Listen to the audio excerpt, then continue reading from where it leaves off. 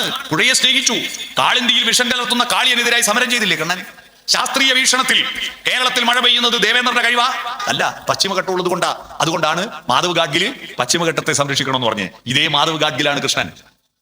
അമ്പാടിയിൽ മഴ പെയ്യുന്നതിന് കാരണം ദേവേന്ദ്രനല്ല, ഗോവർദ്ധന പർവ്വതം ഉള്ളത് കൊണ്ടാ. അതുകൊണ്ട് ഗോവർദ്ധനത്തെയാണ് പൂജിക്കേണ്ടത് എന്ന് പറഞ്ഞില്ലേ? പരിസ്ഥിതി സൗഹൃദമായ ശാസ്ത്രീയ നിരീക്ഷണമല്ലേ അത്? അതാണ് കണ്ണൻ. കുടജാദ്രിയിൽ കുടികൊള്ളും മഹേശ്വരി ഗുണദായിനി എന്ന് പറഞ്ഞാൽ മൂകാംബിക വരുവോ? ഓടി കുന്നുകയരൂ. അതിനു പകരം കുടജാദ്രിയിൽ കുടികൊള്ളും മഹേശ്വരി ഗുണദായിനി സർവശുഭകാരിണി നാദാത്മികേ ദേവി മൂകാംബികേ ആദിപരാശക്തി നീയേ. നാദമുണ്ടാവണം. എന്റെ തുമ്പത്ത് വികട സരസ്വതി ഉണ്ടാവും. മനുഷ്യൻ കാരണം മൃഗമാണല്ലോ. നമ്മളൊരു മൃഗമല്ലേ? മൃഗത്തിന്റെ എല്ലാ സ്വഭാവവും നമ്മുടെ ശരീരത്തിനുണ്ടല്ലോ. മൃഗത്തിന് എത്രയാ കണ്ണ്? 2. നമുക്ക് 2 കണ്ണല്ലേ? മൃഗത്തിന് മൂക്കിന് എത്രയാ ദ്വാരം? 2. നമുക്ക് 2 അല്ലേ? മൃഗത്തിന് എത്രയാ ചെവി? 2 അല്ലേ? നമുക്ക് 2 ആണ്. മൃഗത്തിന് ശ്വസിക്കുന്ന വായു ഏതാ? ഓക്സിജൻ. പുറത്തേക്ക് വിടുന്നോ? Carbon dye oxide. നമ്മളും അത് തന്നെയല്ലേ? മൃഗത്തിന്റെ ചോരക്ക് നിറം എന്താ? ചോപ്പ്. നമ്മുടെ ചുവപ്പ് തന്നെയല്ലേ? മൃഗത്തിന്റെ എല്ലിന്റെ നിറം എന്താ? വെള്ള. നമ്മുടെ വെള്ള തന്നെയല്ലേ? നമ്മുടെ ശരീരം ഒരു മൃഗത്തിന്റെ. ആ മൃഗത്തിൻ്റെതായിരിക്കുന്ന സ്വഭാവങ്ങൾ നമ്മുടെ ഉള്ളിലുണ്ടാവും. എന്തെന്ന്? ആക്രമിക്കണം, കീഴടക്കണം, മാന്തണം, പറിക്കണം, തിന്നണം. ജന്മസഹജമായ ചോദനകൾ ഉണ്ടാവും നമ്മുടെ ശരീരത്തിൽ. ഈ ചോദനകളെ പിടിച്ചു കെട്ടാൻ വേണ്ടിയിട്ട് ഒരു പരിപാടി ഉണ്ട് നമ്മളെ വീട്ടിൽ. അറിയാവോ? നിങ്ങൾക്കറിയാം? ഇവിടെ ഉണ്ടോ അത്? ഞങ്ങളെ നാട്ടിലല്ലോ. ഈ ശരീരത്തെ പിടിച്ചു കെട്ടും. എന്ത്? ഞാൻ നേരത്തെ പറഞ്ഞില്ലേ, 28ാമത്തെ ദിവസം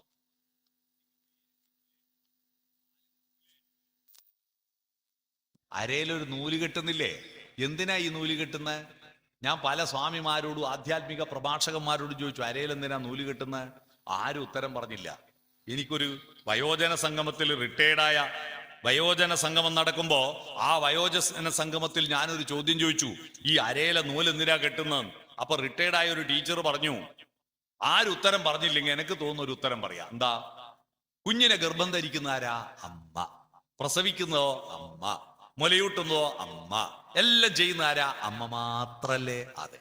പക്ഷെ കുട്ടി അമ്മേന്റെ മാത്രല്ലല്ലോ, അച്ഛന്റെ കൂടിയല്ലേ? അതെ. അപ്പൊ അച്ഛനൊരു പരാതി വേണ്ടാന്ന് വിചാരിച്ചിട്ട് 28ാമത്തെ ദിവസം കുട്ടീനെ പാർട്ടീഷൻ ചെയ്ത് 2ആക്കി നടുക്കൊരു അതിരിടുന്ന, പകുതി അച്ഛന് പകുതി അമ്മക്ക്. ഇതിനാണ് അരയില നൂല് കെട്ടുന്നത്. അങ്ങനെയാണോ? അല്ല. നല്ല രസമുള്ള ഉത്തരം അല്ലേ? അങ്ങനെയല്ല. ഈ നൂലെന്ന് പറയുന്നത് എന്താന്നാ നിങ്ങൾ മനസ്സിലാക്കിയത്? നമ്മളെ ഭാഷകളെല്ലാം പ്രതീകമല്ലേ? നമ്മളിപ്പോ ഇതൊരു വീടാണെന്ന് വിചാരിക്കുന്നു. ഈ വീടിന്റെ ഈ ഭാഗത്ത് ഒരു കുളമുണ്ട്, ഇവിടെയാണ് കെട്ടിടമുള്ളത്, ഇവിടെയാണ് മുറ്റം എന്നൊക്കെ പറഞ്ഞു കൊടുക്കുമ്പോ ഈ സ്ഥലത്തിന്റെ പ്രതീകമായില്ലേ ഈ തിളക്കം സിനിമ ഉണ്ട് നിങ്ങൾ? അതിൽ ഹരിശ്രീ അശോകൻ തന്റെ സ്ഥലത്തിന്റെ ഓഹരി, വസ്തുവിന്റെ ഓഹരി വെക്കുന്നത് SIന്റെ പാന്റ് മുറിച്ചിട്ട് കാണിച്ചു കൊടുക്കുന്നില്ലേ? നമ്മുടെ ഭാഷയെല്ലാം പ്രതീകമല്ലേ? ചക്കാന്ന് ഞാൻ പറഞ്ഞപ്പോ നിങ്ങൾക്ക് എന്താന്ന് മനസ്സിലായില്ലേ? ഞാൻ ചക്കേന്റെ ഒച്ചയല്ലല്ലോ കേൾപ്പിച്ചത്. ചക്ക എന്ന് ബോർഡിൽ എഴുതിയ ചക്ക എന്താന്ന് മനസ്സിലാകുന്നത് കൊണ്ടാ. അത് പ്രതീകമായിട്ട് നമുക്ക് അറിയുന്നതുകൊണ്ടല്ലേ. ചക്കേന്റെ ചിത്രമാണോ ചക്കാന്ന് എഴുതിയാൽ? അല്ല. അതുപോലെയാണ് നൂലൊരു പ്രതീകമാണ്. എന്ത് പ്രതീകമാ? സംസ്കാരത്തിന്റെ പ്രതീകം. എന്താ ഈ സംസ്കാരം? ഞാൻ ഒറ്റക്കുണ്ടാക്കിയതല്ലല്ലോ എന്റെ സംസ്കാരം. എന്റെ അച്ഛൻ പിരിച്ചതിന്റെ ബാക്കിയാണ് ഞാൻ പിരിക്കുന്നത്. എന്റെ അച്ചാച്ചൻ പിരിച്ചതിന്റെ ബാക്കിയാണ് എന്റെ അച്ഛൻ പിരിച്ചത്. പല പല തലമുറകൾ കൈമാറി പിരിച്ചു കൂട്ടുന്ന സംസ്കാരം നൂലാണ്. ഈ നൂല് കൊണ്ട്, സംസ്കാരത്തിന്റെ നൂല് കൊണ്ട് ശരീരത്തെ പിടിച്ച് കെട്ടല. അപ്പോ മുതൽ അച്ഛനും അമ്മയും പറയണം, മോനെ മൃഗങ്ങൾക്ക് കണ്ടെടുത്ത് വിസർജിക്കാലോ. അതിന്റെ ഗുരു ശരീരമാ. മൃഗങ്ങളുടെ ഗുരു എന്താ? ശരീരമാ. ലഘുവാണ് മനസ്സ്. ഗുരു ലഘു എന്ന് പറഞ്ഞിട്ടില്ലേ? ഗുരു ലഘു എന്ന് പറഞ്ഞാല് വൃത്തം പഠിക്കുമ്പോ ദീർഘാക്ഷരം ഗുരു, ഹ്രസ്വാക്ഷരം ലഘുവാ. വലുത് ഗുരു, ചെറുത് ലഘു. മാഷന്മാരെ ഗുരു എന്ന് വിളിക്കുന്നത് കുട്ടികൾ അറിവിന്റെ അവർ വലുതായത് കൊണ്ടാ. ഗുരുതരമായ പരിക്ക് പറ്റിയെന്ന് വാർത്ത കണ്ടിട്ടില്ലേ? മാഷക്ക് പരിക്ക് പറ്റിയെന്നാ? ഗുരുതരമായ പരിക്ക് പറ്റിയെന്ന് പറഞ്ഞാൽ അല്ല, വലിയ പരിക്ക് പറ്റിയെന്നാ. ഗുരു എന്ന് പറഞ്ഞ വലുത്. മൃഗങ്ങളുടെ ഗുരു ശരീരമാ, മനസ്സ് ലഘുവാ. എന്ന് പറഞ്ഞാൽ ഈ അമ്പലപ്പറമ്പിൽ ഇപ്പൊ ഒരു പശു വന്നു, അതിന് മൂത്രമൊഴിക്കാൻ മുട്ടി, ശരീരം പറയും പോയിക്കണോ? അപ്പൊ മനസ്സ് പറയും ഇത്ര ആളെ മുമ്പ് നോയിക്കാൻ പറ്റില്ല, ആലയിലെത്തട്ടെ എന്ന് പറയോ? ഇല്ല. അവിടെ പാലം വന്നിച്ച് മൂത്രയിക്കും, അവിടെ ചാണകൂടും, പട്ടിക്ക് കാമവികാരം ഉണർന്ന ഉടൻ തന്നെ വിവാഹവും നിശ്ചയവും നാട്ടുകാരും പന്തലും താലിയും വേണോ? റോഡിൽ വെച്ച് ഇണചേരും. കാരണം അതിന്റെ ഗുരു എന്താ? ശരീരമാ. മനസ്സോ ലഘുവാണ്. മനസ്സ് ശരീരത്തിന് കീഴ്പ്പെടുന്നതാണ്. മൃഗങ്ങൾ. മനുഷ്യരെപ്പോഴാ മനുഷ്യനായത്? നമ്മുടെ മനസ്സ് ഗുരുവും ശരീര ലഘുവാകുമ്പോ. മനസ്സ് ഗുരുവാ, അതാ ഗുരുത്വം. ഭൂമിക്ക് ഗുരുത്വം ഉണ്ട് എന്ന് കണ്ടെത്തിയില്ലേ ഐസക് ന്യൂട്ടൻ? ഭൂമി വലുത്, ആപ്പിളി ചെറുത്.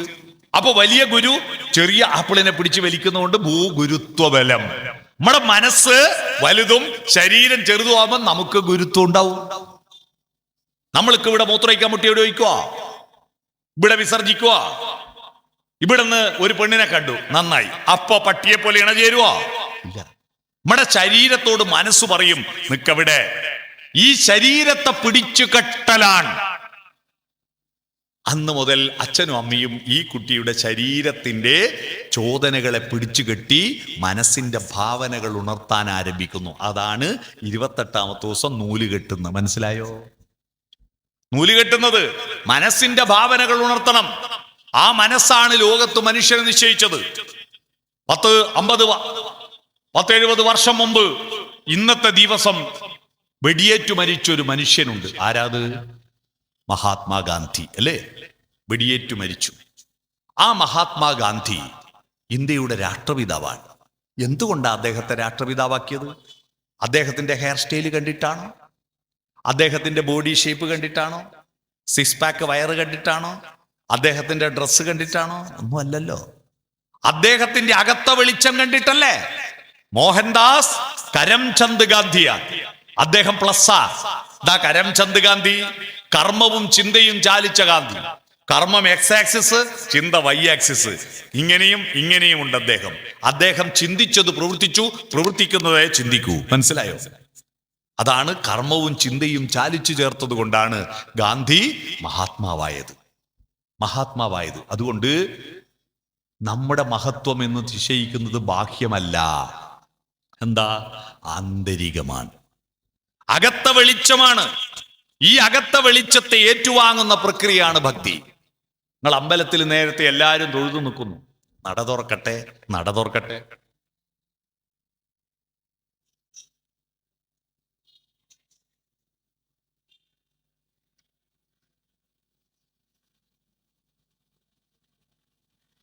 നട തുറക്കാൻ കാത്തു നിൽക്കുന്നു. ഈ നട തുറന്നാലേ ദൈവം നമ്മളെ കാണും. ദൈവം എല്ലായിടത്തും ഉണ്ടെന്നല്ലേ പറയുന്നത്. ഈശാവാസ്യ ഉപനിഷത്ത് കേട്ടിട്ടുണ്ടോ? ഈശാവാസ്യം ഇതം സർവം. എല്ലായിടത്തും ദൈവമുണ്ട് അല്ലേ? എല്ലായിടത്തും ദൈവമുണ്ട്. അപ്പൊ നട തുറന്നില്ലെങ്കിലും ദൈവം നമ്മളെ കാണൂലേ? മണ്ണിലും വിണ്ണിലും തൂണിലും തുരുമ്പിലും ദൈവമിരിക്കുന്നു. അവൻ കരുണാമയനായി കാവൽ വിളക്കായി കരളിലിരിക്കുന്നൂലേ. എന്തിനാ പിന്നെ നട തുറക്കാൻ കാത്തു നിൽക്കുന്നത്? ദൈവം നമ്മളെ കാണാനല്ല. നട തുറക്കാൻ കാത്തു നിൽക്കുന്നത് ആ ശ്രീകോവിൽ കത്തിച്ച വെളിച്ചമുണ്ടല്ലോ, ആ വെളിച്ചം ഇങ്ങോട്ടേക്ക് ഏറ്റുവാങ്ങാനാ. കയ്യിലെ വിരൽ എങ്ങോട്ടാ ചൂണ്ടുന്നത്? ഇതല്ലേ പ്രധാന വിരല്, ഇതല്ലേ ലൈക്കടിക്കുന്ന വിരൽ, ഇതല്ലേ തള്ള വിരല്. ബാക്കി 4 മക്കളല്ലേ? ഇതല്ലേ തള്ള. നമ്മൾ പ്രധാനപ്പെട്ട വിരൽ ദൈവത്തിനെ കൊള്ള അല്ലല്ലോ ചൂണ്ടുന്നത്, ഇങ്ങോട്ടല്ലേ? ഇവിടെയാണ്. ഇവിടുന്ന് ഒരു കണക്ഷൻ കൊടുക്കണം ഇങ്ങോട്ടേക്ക്. അതാ തൊഴുതു കഴിഞ്ഞാൽ പിന്നെ ഇങ്ങനെ ആക്കുന്നില്ലേ? മേലേക്കാവിലും താഴേക്കാവിലുള്ള ആൾ ഇവിടെയാ. ഈ ഹൃദയത്തിലും മനസ്സിലുമാണ് വെളിച്ചം വേണ്ടത്. മനസ്സിലും ഹൃദയത്തിലും. എന്നിട്ട് പ്രസാദം വാങ്ങുന്നില്ലേ? പ്രസാദം വാങ്ങിയിട്ട് അതിൽ നെറ്റിയിൽ തൊടുന്നതിന് മുമ്പ് എന്താ അതിൽ ചാലിച്ചു ചേർക്കുന്ന? പ്രസാദത്തിൽ ചാലിച്ചു ചേർക്കുന്നത് തീർത്ഥക്കുളത്തിലെ മണിക്കിണറിലെ തീർത്ഥജലമാണ് ചാലിക്കുക അല്ലേ? അല്ല, അതിൽ ചേർക്കേണ്ടത് എന്താണ്? പ്രസാദത്തിൽ ചാലിക്കേണ്ടത് എന്താണെന്ന് നിങ്ങളോട് എല്ലാവരോടും പറഞ്ഞു തന്നിട്ടുണ്ട്. ഞാൻ ഇപ്പൊ പറഞ്ഞുതരാം. അപ്പൊ നിങ്ങൾക്ക് മനസ്സിലാവും. കേട്ടാ പറഞ്ഞതാ, നമ്മൾ ശ്രദ്ധിച്ചിട്ടില്ല. ശബരിമലയിൽ തങ്ക സൂര്യോദയം എന്ന പാട്ട് കേട്ടിട്ടുണ്ടോ? ഈ സംക്രമ പുലരിയിൽ അഭിഷേകം ഭക്തകോടി തേടിയെത്തും സന്നിധാനത്തിൽ വന്നെത്തും ഉണർന്നെത്തുമെൻ്റെ ഹൃദയവും ഉടുക്കും കൊട്ടി ശബരിമലയിൽ തങ്കസൂര്യോദയം. അടുത്ത വരി എന്താ? നെഞ്ചിലെ വെളിച്ചത്തിൻ കതിരെടുത്ത് അതിൽ നിൻ പ്രസാദം ചാലിച്ചേ നെറ്റിയിലിട്ട്. ഈ നെറ്റിയിൽ പ്രസാദം ഇടുന്നത് നെഞ്ചിലെ വെളിച്ചമില്ലേ, എന്റെ നന്മ, എന്റെ വിദ്യ, എന്റെ അറിവ്, ആ വെളിച്ചം എടുത്തിട്ട് പ്രസാദത്തിൽ ചാലിച്ച് നെറ്റിയിലിട്ടാൽ, നെറ്റിയിലും ചന്ദനമോ ഭസ്മമോ പൂശിയാൽ എന്താ ഇതിന്റെ അർത്ഥം എന്നറിയാവോ? എന്താ ഇതിന്റെ അർത്ഥം? എന്റെ ചിന്തകളിൽ പ്രകാശമുണ്ട് എന്ന. ഒരു ദുഷ്ടചിന്ത എന്റെ തലയിൽ ഇല്ലെന്ന ഇത് തൊട്ടാൽ. അഥവാ ഇത് തൊട്ടതിന് ശേഷം എന്തെങ്കിലും ഒരു ദുഷ്ടചിന്ത തോന്നിയിട്ടുണ്ടെങ്കിൽ, നിങ്ങളിത് നെറ്റിയിൽ ചന്ദനം തൊട്ട് ഭസ്മം തൊട്ട് വരുമ്പോ ഒരുത്തന്റെ ബാഗ് വീണുപോയി, പേഴ്സ് വീണുപോയി. അപ്പൊ അത് നിങ്ങൾക്ക് എടുക്കണം. അപ്പൊ മെല്ലെ പോട്ടെ, കാത്തു നിൽക്കുക. അത് എടുക്കുന്നതിന് മുമ്പ് ഇത് വായിച്ചിട്ടേ എടുക്കാൻ പാടുള്ളൂ. കാരണം ഇത് ദൈവത്തെ അപമാനിക്കുന്നതാണ്. കാരണം ഇതിൻ്റെ ഉള്ളിൽ ദുഷ്ടത ഇല്ലെന്നാ ഇത് തൊട്ടാൽ. മനസ്സിലായോ? പിന്നെ ഇവിടെ തൊടൂലേ, നെഞ്ചത്ത് എന്റെ വികാരങ്ങളിൽ വെളിച്ചമുണ്ടെന്ന. ഞാനൊരു ദുഷ്ടവികാരം ഇല്ല. അമ്പലത്തിൽ വന്ന് പ്രസാദവും വാങ്ങി നെറ്റിയിലും നെഞ്ചത്തും തൊട്ടിട്ട് വരുമ്പോ ഒരു പെണ്ണിനെ കണ്ട്. അപ്പൊ പെണ്ണിനെ കണ്ടപ്പോ പ്രഭാത ശീവേലി തൊഴുതു മടങ്ങുമ്പോൾ പ്രസാദം കരുതിയതാർക്കു വേണ്ടി, അഷ്ടപതി ഗാനം കേൾക്കുമ്പോൾ എൻ മനം ഇടയ്ക്കയായി തുടിക്കുന്നതാർക്കു വേണ്ടി എന്ന് പറഞ്ഞിട്ട് പ്രേമഗാനവും പാടിയിട്ട് പെണ്ണിന്റെ പിറകെ നടന്നാൽ ഇത് മായ്ച്ചിട്ടേ പ്രേമിക്കാവൂ. ദുഷ്ടമായ ഒരു വികാരവും ഉണ്ടാവരുത്. ഇനി കണ്ടത്തിൽ തൊടുമല്ലോ, കണ്ടത്തിൽ തൊട്ടാലോ ഒരു വാക്ക് പോലും വൃത്തികെട്ട വാക്കുണ്ടാവരുത്. മനസ്സിലായോ? ഈ കണ്ടത്തില് പ്രസാദം തൊട്ടാൽ നല്ലതല്ലാത്തൊരു വാക്ക് പോലും, ഈ കണ്ടത്തുനിന്നല്ലേ വാക്ക് പുറപ്പെടുന്നത്. ക് എന്ന് പറഞ്ഞാൽ എന്താ? തൊണ്ടയിൽ ഒച്ചയല്ലേ ക്. ക് എന്ന് പറയുന്നത് ഇടുന്ന തൊണ്ടേന്നല്ലേ. വാ എന്ന് പറഞ്ഞാൽ വായല്ലേ. വായിലൂടെ ക് പുറത്തു വരുമ്പോ വാക്ക്. പിടികിട്ടിയോ? വാക്കിന്റെ അർത്ഥം മനസ്സിലായോ? വായിലൂടെ വരുന്ന ക് ആണ് വാക്ക്. വാക്കുകളെല്ലാം ശുദ്ധമായിരിക്കണം. ഇനി ബാക്കിയുള്ള ചന്ദനവും ഭസ്മവും രണ്ട് കൈയിലും ഇങ്ങനെ ആക്കിയിട്ട് ഇവിടെയും ഇവിടെയും ചേർക്കും. എന്തിനാ അത് ചേർക്കുന്നത്? എന്റെ കൈകൾ കൊണ്ട് ചെയ്യുന്ന കർമ്മങ്ങളെല്ലാം പരിശുദ്ധമായിരിക്കണം. അപ്പൊ മനസാ വാചാ കർമ്മണ ഞാൻ ശുദ്ധനാണ്. ഇത് ശുദ്ധനാണെന്ന് ഉറപ്പുള്ളവനെയാണ് എന്ത് പറയാ? ഭക്തൻ. അല്ലാതെ ചന്ദനം തൊട്ടവനല്ല ഭക്തൻ. ഇത് ഉള്ളിൽ വെളിച്ചമുണ്ടെന്ന്. പക്ഷേ മൃഗതൃഷ്ണ, ഇറച്ചി മീനും കൂട്ടുന്ന അല്ലെ ഭക്ഷണങ്ങൾ കഴിക്കുന്ന സ്വാഭാവികമായ ശരീരം നമുക്കുണ്ടല്ലോ. അതുകൊണ്ട് തന്നെ നമ്മുടെ നാവിൻ തുമ്പത്ത് ചിലപ്പോ തോന്നിയാസം വരും ഇല്ലേ? ചില ആളോട് പുറത്തു പറയില്ലെങ്കിൽ ചില ആൾ ഉള്ളിൽ മനസ്സുകൊണ്ട് തെറി പറയും അല്ലേ? ചിലപ്പോ നിങ്ങളെ തന്നെ തെറി പറയും. ഇന്ന് തെറ്റ് ചെയ്തു പോയാൽ ഞാനാന്ന് പറഞ്ഞ് എന്നെ തെറി പറയും. അപ്പൊ ഈ നാവിൻ തുമ്പത്ത് സരസ്വതിയെ പോലെ തന്നെ വികട സരസ്വതി ഉണ്ട്, തോന്നിയാസത്തിന്റെ സരസ്വതി ഉണ്ട് നാവിൻ തുമ്പത്ത്.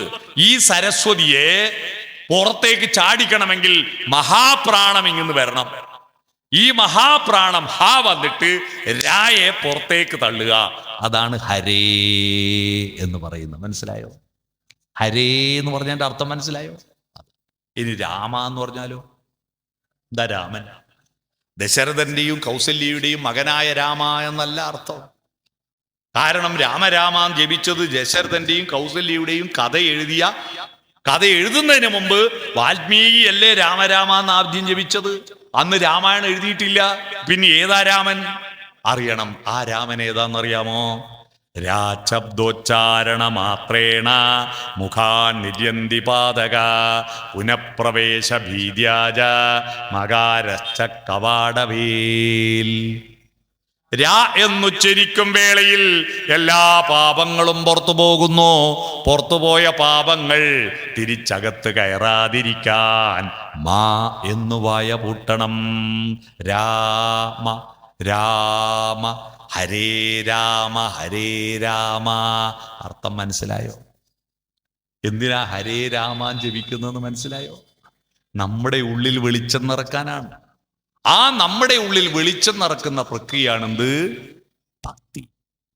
അതുകൊണ്ട് ഈ ഭക്തി ഉള്ളിൽ കയറിയ പിന്നെ സഹ അവവധു മനസ്സിൽ പ്രകാശമുണ്ടായ പിന്നെ അടുത്ത ശാന്തി മന്ത്രമാണ് എന്താ?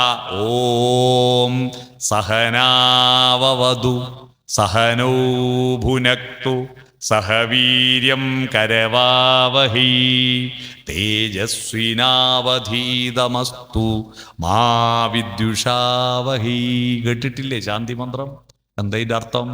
സഹ അവവതു, ഒരുമിച്ചിരുന്നിട്ട് ചർച്ച ചെയ്ത് പഠിക്കണം. ഓരോ സഹ എന്ന് പറഞ്ഞാൽ സഹപ്രവർത്തകർ ഒരുമിച്ച്.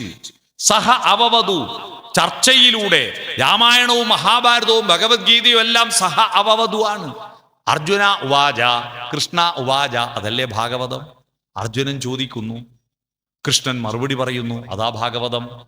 വൈശമ്പായന ഉവാച ജനമേജയ ഉവാച, അതാണ് മഹാഭാരതം. ഉപനിഷത്ത് എന്ന് പറഞ്ഞാൽ എന്താ? ഉപനിഷത്ത് എന്ന് പറഞ്ഞാൽ ഉപവിഷ്ടരായിട്ട് നിശേഷ സത്യത്തെ അന്വേഷിക്കുന്ന ഉപനിഷത്ത്. ഉപവിഷ്ടരാന്ന് പറഞ്ഞാൽ ഇരിക്കുക. ഇതിപ്പോ ഇവിടെ ഒരുപാട് ആൾ ഉപവിഷ്ടരല്ലേ, അല്ലേ? നിലത്തിരിക്കാൻ പ്രയാസമുള്ളവർ കസേരമിലിരുന്നു എന്നല്ലേ ഉള്ളൂ. എല്ലാവരും ഉപവിഷ്ടരാണല്ലോ, അടുത്തിരുന്നല്ലോ. അടുത്തിരുന്നിട്ട് നിശേഷ സത്ത് അന്വേഷിക്കണം. എന്താ നിശേഷ സത്ത്? സത്ത് പലതുണ്ട്. സൂര്യൻ കിഴക്ക് നിന്ന് ഉദിക്കുന്നു, പടിഞ്ഞാറ് അസ്തമിക്കുന്നു, സത്യല്ലേ? അല്ല, അത് നിശേഷ സത്യമല്ല, അത് ആപേക്ഷിക സത്യ. ഭൂമി കറങ്ങുന്നതുകൊണ്ട് തോന്നുന്നതാ. സൂര്യൻ ഉദിക്കുന്നുമില്ല, അസ്തമിക്കുന്നുമില്ല, അതവിടെ തന്നെ നിൽക്കുക. അത് സത്യമല്ല, അത് ആപേക്ഷിക സത്യ.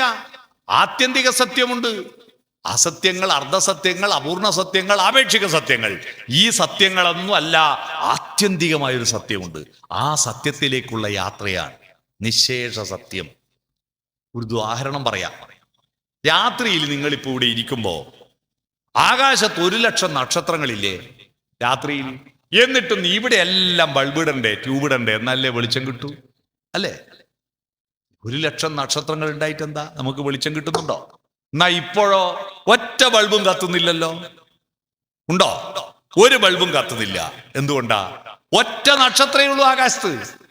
ഒരൊറ്റ നക്ഷത്രം ഉണ്ടായിട്ട് ഇവിടെ ഒരു ബൾബും വേണ്ട, എല്ലായിടത്തും വെളിച്ചമാ. രാത്രിയിൽ 1,00,000 നക്ഷത്രങ്ങൾ ആകാശത്ത് കൊളുത്തി വെച്ചിട്ടും നമുക്ക് വെളിച്ചം കിട്ടുന്നില്ല. എന്തായിരിക്കും കാരണം?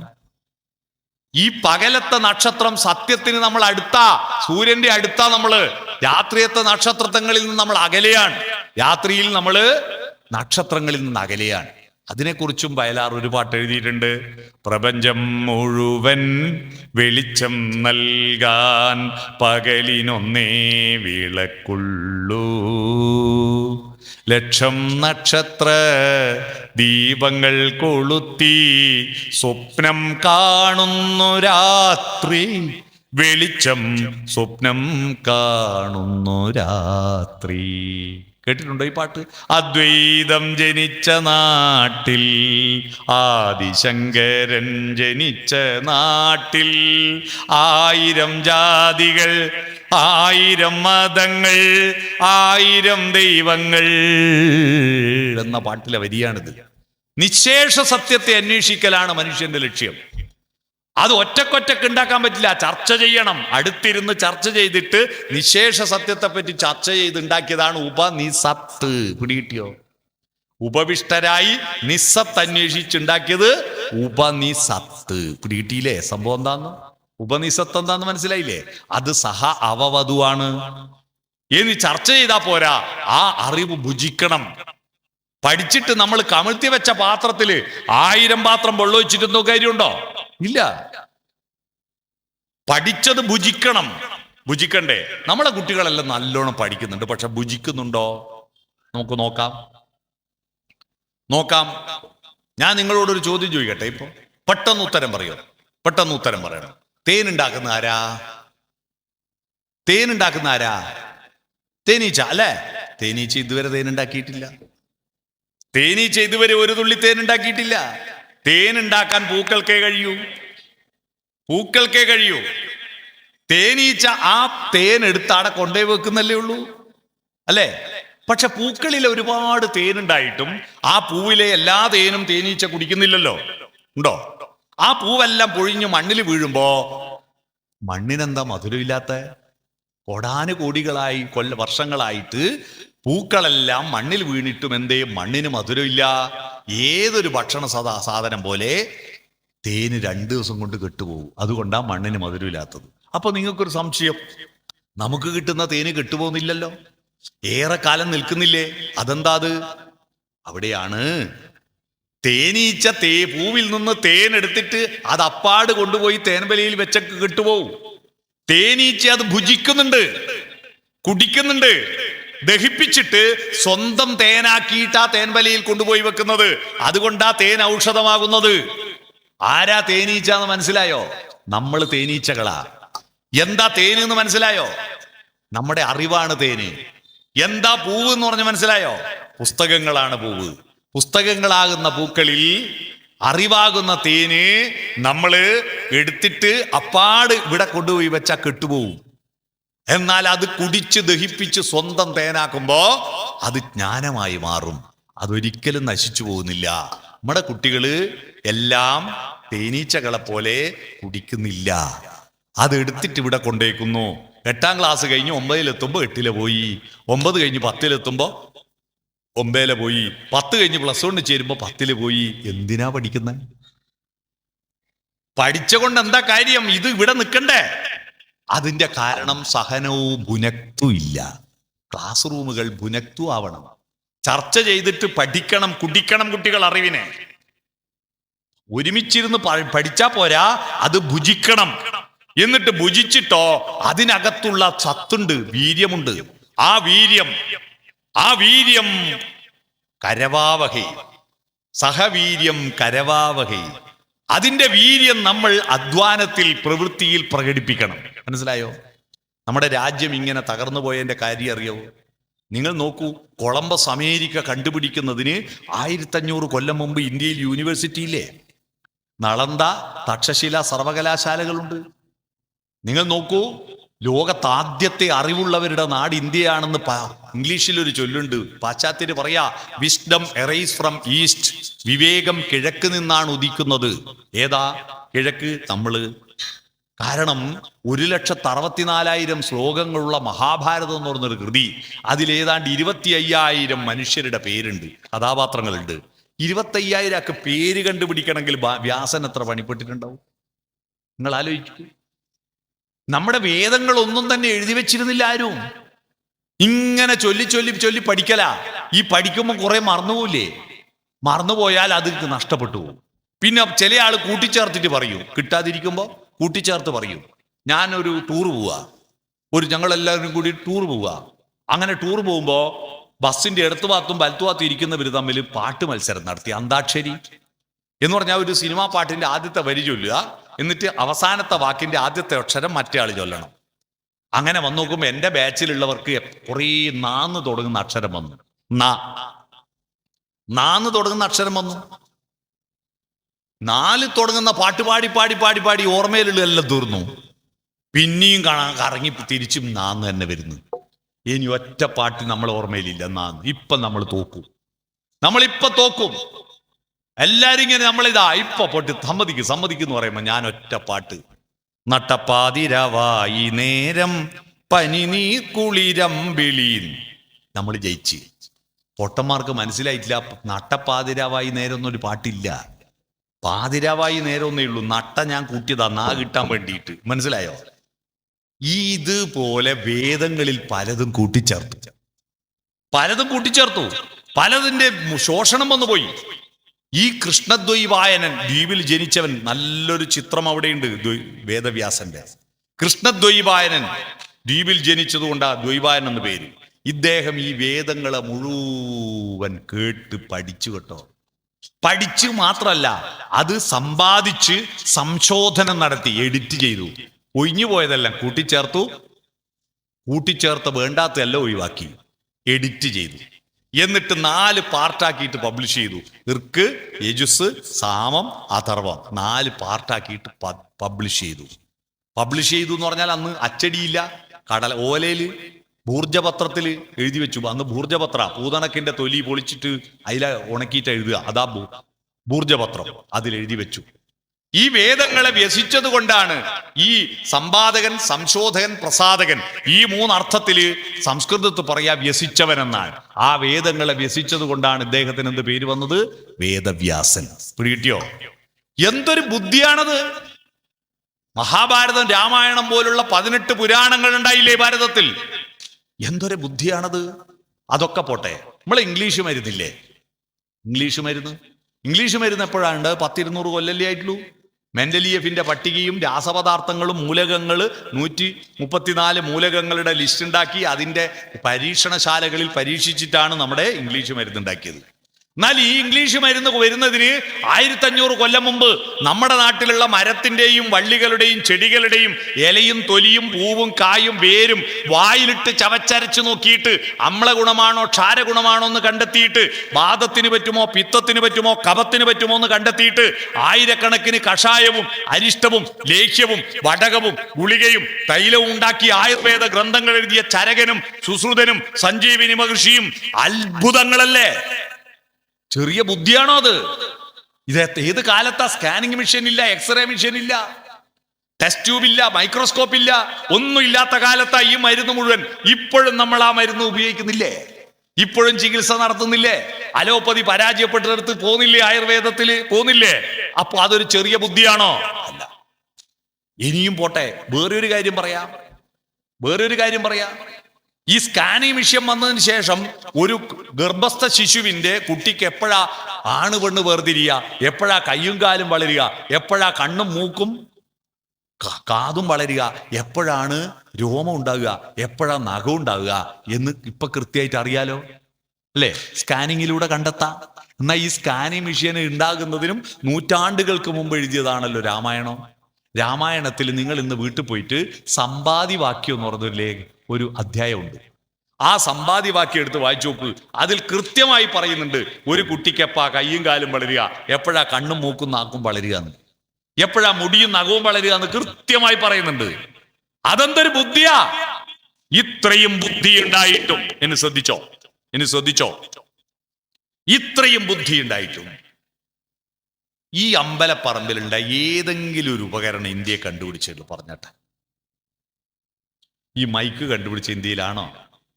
എൻ്റെ മൊബൈൽ ഫോൺ കണ്ടുപിടിച്ച ഇന്ത്യയിലാണോ? ഈ വാച്ച് കണ്ടുപിടിച്ച ഇന്ത്യയിലാണോ? കടലാസ് കണ്ടുപിടിച്ച ഇന്ത്യയിലാണോ? അച്ചടി കണ്ടുപിടിച്ച ഇന്ത്യയിലാണോ? ഈ കണ്ണട കണ്ടുപിടിച്ച ഇന്ത്യയിലാണോ? ക്യാമറ കണ്ടുപിടിച്ച ഇന്ത്യയിലാണോ? ബൾബ് കണ്ടുപിടിച്ച ഇന്ത്യയിലാണോ? കാറും ലോറിയും ഓട്ടോറിക്ഷയും കണ്ടുപിടിച്ച ഇന്ത്യയിലാണോ? നിങ്ങളുടെ വീടുണ്ടാക്കിയ സിമെന്റ് കണ്ടുപിടിച്ച ഇന്ത്യയിലാണോ? റോഡുണ്ടാക്കിയ താറ് കണ്ടുപിടിച്ച ഇന്ത്യയിലാണോ? എന്തേ? ഗൗരവതരമായി ചർച്ച ചെയ്യണം. ഇത്രയും ബുദ്ധിമാന്മാരും മഹാന്മാരുമുള്ള ഈ രാജ്യത്ത് നമ്മൾ ഉപയോഗിക്കുന്നതൊന്നും തന്നെ നമ്മൾ കണ്ടുപിടിച്ചതല്ല, വിദേശികൾ കണ്ടുപിടിച്ച് ഇങ്ങോട്ട് കൊണ്ടുവന്നതാ. എവിടെയാ നമുക്ക് പറ്റിയ അബദ്ധം? അറിയണം. അവിടെയാണ് സഹവീര്യം കരവാവഹി. പഠിച്ച കാര്യം അത് വീര്യം കരവാവഹി പ്രവൃത്തിപഥത്തിലെത്തിച്ചില്ല എന്ന് പറഞ്ഞാൽ പണ്ട് വലിയ ജ്ഞാനികളായ മനുഷ്യരുണ്ടായിരുന്നു, അവരൊരു പണിയെടുത്തില്ല. എന്നാ പണിയെടുക്കുന്നവർക്കോ അറിവും കൊടുത്തില്ല. നമ്മുടെ രാജ്യത്തിന് പറ്റിയ അബദ്ധ. നമ്മുടെ ധീവരന്മാരായിരിക്കുന്ന സമുദായത്തിൽപ്പെട്ടവരെല്ലാം പണ്ട് മീന് പിടിച്ച് കഷ്ടപ്പെട്ട് ബുദ്ധിമുട്ടി. എന്നിട്ടും അവർ ജീവിച്ചിരുന്നത് വളരെ ഈ ലോകത്തുള്ള ആളുകൾക്കെല്ലാം ഭക്ഷണം കൊടുത്ത ധീവരുടെ ജീവിതം വളരെ കഷ്ടമായിരുന്നില്ലേ? കടൽക്കരയിൽ ജീവിക്കുന്നവരുടെ എപ്പോഴാ അത് വികസിച്ച്? അവരുടെ മക്കള് വിദ്യാഭ്യാസം നേടിയപ്പോഴല്ലേ? പണിയെടുക്കുന്നവൻ അറിവ് കൊടുത്തപ്പോഴാ നമ്മുടെ നാട് മാറിയേ. അറിവുള്ളവൻ പണിയെടുക്കണം, പണിയെടുക്കുന്നവന് അറിവുണ്ടാവണം. ഇതിനെ കൂട്ടിച്ചേർക്കുമ്പോഴാണ് രാജ്യം വികസിക്കുക. അതാണ് സഹവീര്യം കരവാവഹി. പിടികിട്ടിയോ? അങ്ങനെ ഉണ്ടാകുമ്പോ, അധ്വാനവും അറിവും കൂടിച്ചേരുമ്പോ മനസ്സിൽ തേജസ്വിനാവധീതമസ്തു, ഒരു പ്രകാശം ഉണ്ടാവും മനസ്സിൽ. ആ പ്രകാശമാണ് അധ്യയനം. അധ്യയനം മുടങ്ങി എന്ന് പറഞ്ഞു കേട്ടില്ലേ? എന്താ ഈ അധ്യയനം അറിയാവോ? അയനമാണ്. അധി എന്ന് പറഞ്ഞ പ്ലസ്, അധി എന്ന് പറഞ്ഞാൽ 2024 അതിവർഷമായിരുന്നു. എന്തുകൊണ്ടാ? 2024 ഫെബ്രുവരി മാസം 28 ദിവസം ഉണ്ടായിരുന്നു, 29 ദിവസം ഉണ്ടായിരുന്നു, ഒരു ദിവസം കൂടുതൽ ഉണ്ടായിരുന്നു. അതുകൊണ്ട് 365 പകരം 366 ദിവസം, ഒരു ദിവസം അധികമുള്ളത് കൊണ്ട് അതിവർഷം. അധി എന്ന് പറഞ്ഞാൽ കൂടുതൽ, പ്ലസ്. അയനം എന്ന് പറഞ്ഞ യാത്ര. രാമന്റെ അയനമല്ലേ രാമായണം? അയനം യാത്ര. അതി അയനമോ കൂടുതൽ യാത്ര ചെയ്യണം മനസ്സുകൊണ്ട്. പാഠപുസ്തകത്തിലുള്ള പഠിച്ചാ മതിയോ? പോരാ. മാഷന്മാർ പറഞ്ഞു പഠിച്ചാ മതിയോ? പോരാ. അതിന്റെ അപ്പുറത്തേക്ക് ചോദ്യങ്ങൾ ഉണ്ടാവണം, അതി അയനം ഉണ്ടാവണം. ഈ അതി അയനമുണ്ടായപ്പോഴാണ് മനുഷ്യൻ വളർന്നത്. അതാണ് അങ്ങനെ തേജസ്വിനാവധീതമസ്തു, ഒരു പ്രകാശം ഉണ്ടാവും. ഈ പ്രകാശം ഉള്ളിലായ പിന്നെ മാ വിദ്യുഷാവഹി, ഒരാളോടും വിദ്വേഷം ഉണ്ടാവില്ല. ഇതാണ് യഥാർത്ഥ ഭക്തിയുടെ അടിത്തറ. മനസ്സിലായോ? എന്ത്? ആദ്യം പഠിക്കുക, സഹ അവവതു. എന്നിട്ട് പഠിച്ചത് സ്വന്തം അറിവാക്കി മാറ്റുക, സഹനോ ഭുനക്തു. എന്നിട്ട് അത് കർമ്മപദത്തിൽ സഹവീര്യം കരവാവഹി, അത് പ്രവൃത്തിപഥത്തിൽ കൊണ്ടുവരിക. ഇത്രയും ചെയ്യുമ്പോൾ മനസ്സിലുണ്ടാകുന്ന ഒരധിക പ്രകാശം തേജസ്വിനാവധീതമസ്തു. ഇതുണ്ടായ പിന്നെ വിദ്വേഷം ഉണ്ടാവില്ല, കലാപം ഉണ്ടാവില്ല, വെറുപ്പുണ്ടാവില്ല. ഇതാണ് മനുഷ്യൻ. ഇതാണ് മനുഷ്യൻ. മനസ്സിലായോ? ഇതാണ് മനുഷ്യൻ, ഇതാണ് ഭക്തൻ. അപ്പോ ഗുരു മനസ്സും ശരീരം ലഘുവായി മാറണം. അത്തരത്തിലുള്ള ഒരു ഭക്തനെ സൃഷ്ടിക്കുകയാണ് നമ്മൾ വേണ്ടത്. അറിവില്ലാത്ത ഭക്തനുണ്ടോ? വിദ്യയാമൃതമശ്നുതേ. വിദ്യയാണ് അമൃതമായി. അമൃതം എന്ന് പറഞ്ഞാൽ എന്താ? അമൃതം, മൃതമാകാത്തത്, മരണമില്ലാത്തത്. മരണമില്ലാതെ എപ്പോഴും തുടർന്നുകൊണ്ടിരിക്കുന്ന പ്രക്രിയ വിദ്യയാണ്. അവിദ്യ എന്ന് പറയുന്നത് ഈ ലോകത്ത് കാണുന്ന ഈ പദാർത്ഥനിഷ്ഠമായ ലോകമാണ്. വിദ്യ എന്ന് പറയുന്നത് പദാർത്ഥത്തിനകത്തെല്ലാം കുടികൊള്ളുന്ന ഒരു അന്തസത്താണ്. ഈ സത്തങ്ങ് പോയാ തീർന്നില്ലേ? നമ്മുടെ ഉള്ളിലൊരു സത്തില്ലേ? ഈ സത്ത് തിക്കുറിശി സുകുമാരൻ നായരെ അറിയാവോ? തിക്കുറിശിനെ അറിയാവോ? നല്ല നടനാ. പക്ഷെ അദ്ദേഹം എഴുതിയൊരു പാട്ടുണ്ട്, കേട്ടിട്ടുണ്ടോ? അദ്ദേഹം നല്ല പാട്ട് എഴുതും. അദ്ദേഹം എഴുതിയൊരു പാട്ട്, ഭാര്യയുടെ മുടിയെ വർണ്ണിച്ചുകൊണ്ട് ഭർത്താവ് പാടുന്ന പാട്ട്. കാർ കൂന്തൽ കെട്ടിനെന്തിനു വാസനത്തൈലം, നിന്റെ വാർ നെറ്റി തടത്തിനെന്തിനു സിന്ദൂരത്തിലകം. കേട്ടിട്ടില്ലേ? നിന്റെ മുടിക്ക് വേറെ ഹെയർ ഓയിൽ ഒന്നും വേണ്ട, നല്ല സുഗന്ധമുണ്ട് എന്ന് ഭാര്യയോട് പറഞ്ഞപ്പോ ഭാര്യക്ക് ഭയങ്കര സന്തോഷായിട്ട് സ്പെഷ്യലായിട്ട് ഒരു ഭക്ഷണം ഉണ്ടാക്കി കൊടുത്തു ഭർത്താവിന്. ഭർത്താവ് അത് വാരി തിന്നുമ്പോ നേരത്തെ വർണ്ണിച്ചൊരു സാധനതായി വലിയുന്നതിൻ്റെ അകത്തുനിന്ന് ആ മുടിയെടുത്തിട്ട് കാർ കൂന്തൽ കെട്ടിനെന്തിനെന്ന് പറയും. എടാ, ഇതിന്റെ അകത്തൊരു സത്തുണ്ട്. ആ സത്തിനോട് ചേർന്ന് നിൽക്കുമ്പോഴേ മുടിക്ക് സൗന്ദര്യമുള്ളൂ. ഇതിൽ നിന്ന് വേർപെട്ടാതെ അസത്തല്ലേ? നെയിൽ പോളിഷ് ഇട്ട് മിനുക്കിയെടുത്ത നിങ്ങളുടെ പുന്നാരപ്പെട്ട നഖമില്ലേ, ആ നഖം മുറിച്ചു മാറ്റി കഴിഞ്ഞാൽ എൻ്റെ പ്രിയപ്പെട്ട നഖല്ലേ എന്ന് പറഞ്ഞിട്ട് ആരെങ്കിലും പാത്രത്തിലിട്ട് സൂക്ഷിച്ചിട്ടുണ്ടാ? അത് അസത്തല്ലേ? വായക്കുള്ളിൽ ഉമിനീരില്ലേ? ഉമിനീര് ഭക്ഷണത്തിന്റെ കൂട്ടത്തിൽ ചവച്ചരച്ചിട്ട് വയറ്റിലേക്ക് വിഴുങ്ങുന്ന വിശുദ്ധ ജലമല്ലേ? എന്നാൽ വായക്ക് പുറത്തു വന്നാലോ അത് തുപ്പല, അസത്തല്ലേ? ഈ ഉള്ളിലൊരു സത്തുണ്ട്. ആ സത്തിൽ നിന്ന് വേർപെട്ടാൽ ഇതെല്ലാം എന്താണ്? അസത്താണ്. പിടികിട്ടിയോ? ഈ സത്താണ് പ്രധാനം. ഈ സത്തങ്ങ് പോയാൽ, നിങ്ങളിപ്പോ ഇവിടെ അമ്പലത്തിൽ പോകാൻ വേണ്ടി രാവിലെ പുറപ്പെട്ട് കുളിച്ചിരിങ്ങനെ ഇരിക്കുക ഒരു വല്യമ്മ. അപ്പൊ പിന്നെ മുഖം വിളിച്ചിട്ട് മിണ്ടുന്നില്ല. നോക്കുമ്പോൾ ഡോക്ടറെ കൊണ്ടു നോക്കും, പോയി എന്ന് പറഞ്ഞു. ഏതായാലും ഒരു പുറപ്പെട്ട് കുളിച്ചതല്ലേ, നമുക്ക് എടുത്തിട്ട് ഇവിടെ കൊണ്ടേക്കാന്ന് പറഞ്ഞാൽ സമ്മതിക്കുവോ അമ്പല കമ്മിറ്റിക്കാർ? ശവം എടുത്തിട്ട് ഇവിടെ തൊഴാൻ കൊണ്ടുവന്നാ സമ്മതിക്കുവോ? കാരണം അത് അസത്താൻ. സത്തങ്ങ് പോയാൽ അസത്താൻ. ഇത് തമിഴ്നാട്ടുകാർക്കറിയാം, മലയാളിക്കറിയില്ല. അതുകൊണ്ടാണ് തമിഴ്നാട്ടുകാര് മരണപ്പെട്ടാൽ എന്താ പറയാ? സത്ത് പോയാച്ച് എന്ന് പറയുന്നില്ലേ? അവർക്കറിയാമത്. അവര് മരിച്ചു പോയാ പറയും സത്ത് പോയാച്ച്. നമ്മളത് മലയാളത്തിൽ ചത്തുപോയി നാക്കി കളഞ്ഞു. അതാ പറ്റിയേ. പിടികിട്ടിയോ? അതുകൊണ്ട് ഈ സത്തിലേക്കാണ് നമ്മുടെ യാത്ര. ഈ ശരീരമാകുന്ന അസത്തിൽ നിന്ന് നമ്മുടെ ആത്മബോധമാകുന്ന സത്തിലേക്കുള്ള യാത്ര. ഇതാണ് ഭക്തിയുടെ പ്രധാനപ്പെട്ട ദൗത്യം. അസതോമാ സദ്ഗമയ. എന്റെ ഉള്ളിലും നിന്റെ ഉള്ളിലുള്ള സത്ത് വേറെയാണോ? ആണോ? എന്റെ ഉള്ളിലുള്ള സത്ത് ഓക്സിജൻ, നിങ്ങളുടെ ഉള്ളിലുള്ള സത്ത് ഓക്സിജൻ, രണ്ടും ഒരു സ്ഥലത്ത് നിന്ന് തന്നെ വലിച്ചെടുത്തല്ലേ? ആൽമര ഉണ്ടാക്കിയതല്ലേ? സത്ത് വേറെയുണ്ടോ? ഞാനൊരു അമ്പലത്തിൽ പോയിട്ട് ശ്രീകോവിലേക്ക് നമ്പൂതിരി അങ്ങോട്ട് പോകുമ്പോൾ തിരിഞ്ഞു നോക്കുമ്പോൾ ഞാൻ തൊട്ടുപോയി. നമ്പൂതിരിക്ക് ദേഷ്യം വന്ന് ഏഭ്യൻ ശുംഭൻ എന്ന് പറഞ്ഞിട്ട് അദ്ദേഹം പോയി പിന്നെയും കുളിച്ചു, ശുദ്ധി വരുത്തി തിരിച്ചു വന്നു. അപ്പൊ ഞാൻ നമ്പൂതിരിയോട് പറഞ്ഞു, തിരുമേനി നാളെ മുതൽ നിങ്ങൾ മാസ്ക് ഇടണം കേട്ടോ. മാസ്കോ? എന്തിനാടോ? ഞാൻ പറഞ്ഞു, ഞാൻ ഈ ഏഭ്യൻ ചുംബൻ ശ്വസിച്ചിട്ട് വായു പുറത്തേക്ക് വരുമല്ലോ, ആ വായു എന്നല്ലേ നിങ്ങളും വലിച്ചു കയറ്റുക. അപ്പൊ നിങ്ങളുടെ മൂക്കിന്റെ അകത്തേക്ക് ഈ ശുംബന്റെ വായു കയറൂലേ, അപ്പൊ വീണ്ടും നിങ്ങൾ കുളിക്കേണ്ടി വരില്ലേ? അതുകൊണ്ട് നാളെ മാസ്ക് ഇടണം കേട്ടോ എന്ന് പറഞ്ഞു. നമ്പൂതിരിക്ക് എന്നോട് ദേഷ്യ വന്ന്, ചേട്ടൻ നമ്പൂതിരി ശ്വസിക്കുന്ന വായും നമ്മൾ ശ്വസിക്കുന്ന വായും നമ്മൾ കുളിക്കുന്ന പുഴയല്ല ഒന്നല്ലേ, ഒറ്റ വെള്ളല്ലേ. ഈ വെള്ളം എവിടുന്നാ? ഞാൻ എവിടുന്നാ വന്ന്, ഞാൻ എങ്ങോട്ടാ പോകുന്ന, ഞാൻ ആരാണെന്ന് ഉദ്ദാലകാരുണിയോട് ചോദിച്ചപ്പോ അതിന് മറുപടിയായിട്ട് ശ്വേതകേതു ചോദിച്ചപ്പോ ഉദ്ദാലകാരുണി പറഞ്ഞ മറുപടി എന്താണെന്നറിയോ? പല പർവ്വതങ്ങളിൽ പെയ്ത മഴത്തുള്ളി ഒഴുകി കടലിലെത്തിയാൽ ആ കടലിലെ ഒരു തുള്ളി വെള്ളത്തിന് പറയാൻ കഴിയുമോ താൻ ഏത് പർവ്വതത്തിൽ പെയ്ത മഴത്തുള്ളിയാണെന്ന്? ഹേ ശ്വേതകേതോ തത്വമസി, ആ മഴത്തുള്ളി നീയാകുന്നു. പിടികിട്ടിയോ? നമ്മളാ മഴത്തുള്ളിയാ. നമ്മളെല്ലാം ഒന്നാണ്. ഈ പ്രകൃതിയിൽ നിന്ന് മാറി മാറി വന്നതല്ലേ. നിങ്ങൾ നോക്കൂ, ദശാവതാര കഥകൾ നോക്കൂ. ദശാവതാരം എന്താ? ആദ്യം ജീവൻ ഉണ്ടായിടുന്ന വെള്ളത്തിലല്ലേ. ആദ്യത്തെ അവതാരം എന്താ? മീനല്ലേ. പിന്നെയോ കരയിലും വെള്ളത്തിലും ജീവിക്കുന്ന ജീവിയായി ആമ. വെള്ളത്തിലും ജീവിക്കും കരയിലും ജീവിക്കും ആമ. കൂർമ്മ അല്ലേ രണ്ടാമത്തെ അവതാരം. പിന്നെ കാട്ടുകേരി പന്നിയായി. വരാഹം മൃഗമായില്ലേ.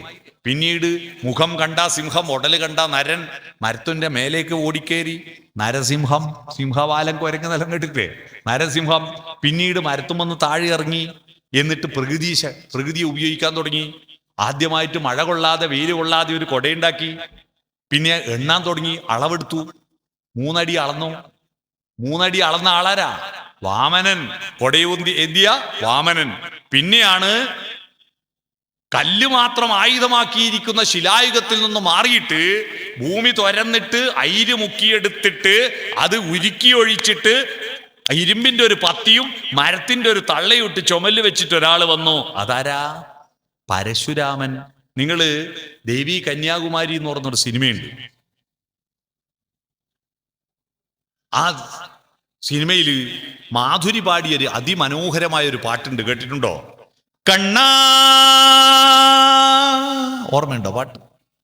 കണ്ണാലില കണ്ണാ, പാലാഴിത്തിരയിലൊഴുകും ആലില കണ്ണാ, ഞാനൊരു കന്നിമുക്കുവ പെണ്ണ്, എൻ്റെ തോണിയിലെ പൊന്നു വേണോ പൊന്ന്. അടുത്ത വരി എന്താ? നീ പണ്ടൊരു പൂത്തിമിങ്കിലമായി അന്ന് നിന്റെ യൗവനം തുഴഞ്ഞു വന്ന നീരാഴി. മത്സ്യാവതാര. അതിന്റെ അടുത്ത വരി ശ്രദ്ധിച്ചിട്ടുണ്ടോ? നീ പണ്ടൊരു മുനികുമാരനായി അന്ന് നിന്റെ വെൺമഴു പറന്നു വീണ നീരാഴി. പരശുരാമന്റെ മഴു വന്ന് അല്ലേ. ഈ പൊന്നോല കുടില് വെക്കാൻ മണ്ണ് കിട്ടി എന്നൊരു വരിയുണ്ട്. പരശുരാമനാണ് നമുക്ക് മണ്ണ് വാങ്ങിത്തന്നെന്ന് ആ പാട്ടിലുണ്ട്. പൊന്നോല കുടില് വെക്കാൻ മണ്ണ് കിട്ടി, നീന്തിവാ നിന്റെ കയ്യിലെ താമരപ്പൂ എനിക്കുതാ അല്ലേ. ഈ പാട്ടിന്റെ അർത്ഥം അറിയണം കേട്ടോ. പരശുരാമൻ. അത് കഴിഞ്ഞിട്ടാണ് ധാർമ്മികത ആരംഭിക്കുന്നത്. നമ്മൾ എത്ര മണിക്കാ നിർത്തണ്ടേ?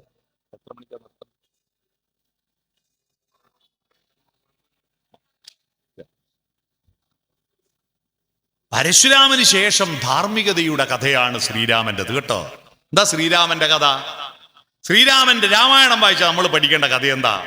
മാനവിക ബോധത്തിൽ നിന്ന് ധാർമ്മിക ബോധത്തിലേക്ക് മനുഷ്യന്റെ മാറ്റമാണതിൽ. കാരണം പണ്ട് ഒരു പെണ്ണിന് എത്ര ഭർത്താവാകാം, ഒരു ഭർത്താവിന് എത്ര ഭാര്യയാകാം, അതിന് കണക്കും കയ്യൊന്നും ഇല്ലായിരുന്നു. അതിൽ നിന്ന് മാറിയിട്ട് ദശരഥന്റെ അച്ഛനിലേക്ക് എത്തുമ്പോ ശ്രീരാമന്റെ അച്ഛൻ ദശരഥനിലേക്ക് എത്തുമ്പോ മൂന്നായി ചുരുങ്ങി. കൗസല്യ, കൈകേയി, സുമിത്രയായി. രാമനിലേക്ക് എത്തുമ്പോ ഒറ്റയൊന്ന്. ഏകപത്നി വ്രതം. ഒരു പെണ്ണ് ഒരു ചെക്കൻ. അത് അഗ്നിസാക്ഷിയായി വിവാഹം കഴിച്ച പെണ്ണിനെ 10 തലയുള്ളവൻ മോട്ടിച്ച് കടല് കടത്തി കൊണ്ടുപോയി. അപ്പൊ രാമൻ എന്ത് ചെയ്യാമായിരുന്നു? രാജാവല്ലേ. ഒന്ന് മാട്രിമോണിയൽ കൊടുത്ത 1000കണക്കിന് പ്രപ്പോസൽ കിട്ടൂലായിരുന്നോ? വേറെ എത്ര പെണ്ണിനെ കിട്ടൂ? എന്നിട്ട് രാമൻ വേറെ പെണ്ണിനെ നോക്കിയോ? ഇല്ല. അവൾ അഗ്നിസാക്ഷിയായി എന്റെ ഹൃദയത്തിന്റെ ഭാഗമായി കഴിഞ്ഞു. ഹൃദയത്തെ പറിച്ചു മാറ്റാൻ പറ്റില്ല. അതുകൊണ്ട് ആ പെണ്ണിനെ കടൽ കടന്നു പോയിട്ട് 10 തലയുള്ളവനെ കൊന്നിട്ടും തിരിച്ചു കൊണ്ടുവരുമെന്ന് പറഞ്ഞ ഇച്ഛാശക്തി പ്രകടിപ്പിച്ചതാണ് ശ്രീരാമൻ. മനസ്സിലായോ? അതാണ് രാമായണം. ഭാര്യാഭർത്തൃ ബന്ധത്തിന്റെ മൂല്യം. ഇപ്പൊ ഡൈവോഴ്സ് കേസ് ഒന്ന് പറഞ്ഞ് രണ്ടാമത്തേന് ഡൈവോഴ്സ് അയക്കുന്നെന്ന് പറയുന്നവര് ശ്രദ്ധിക്കണം.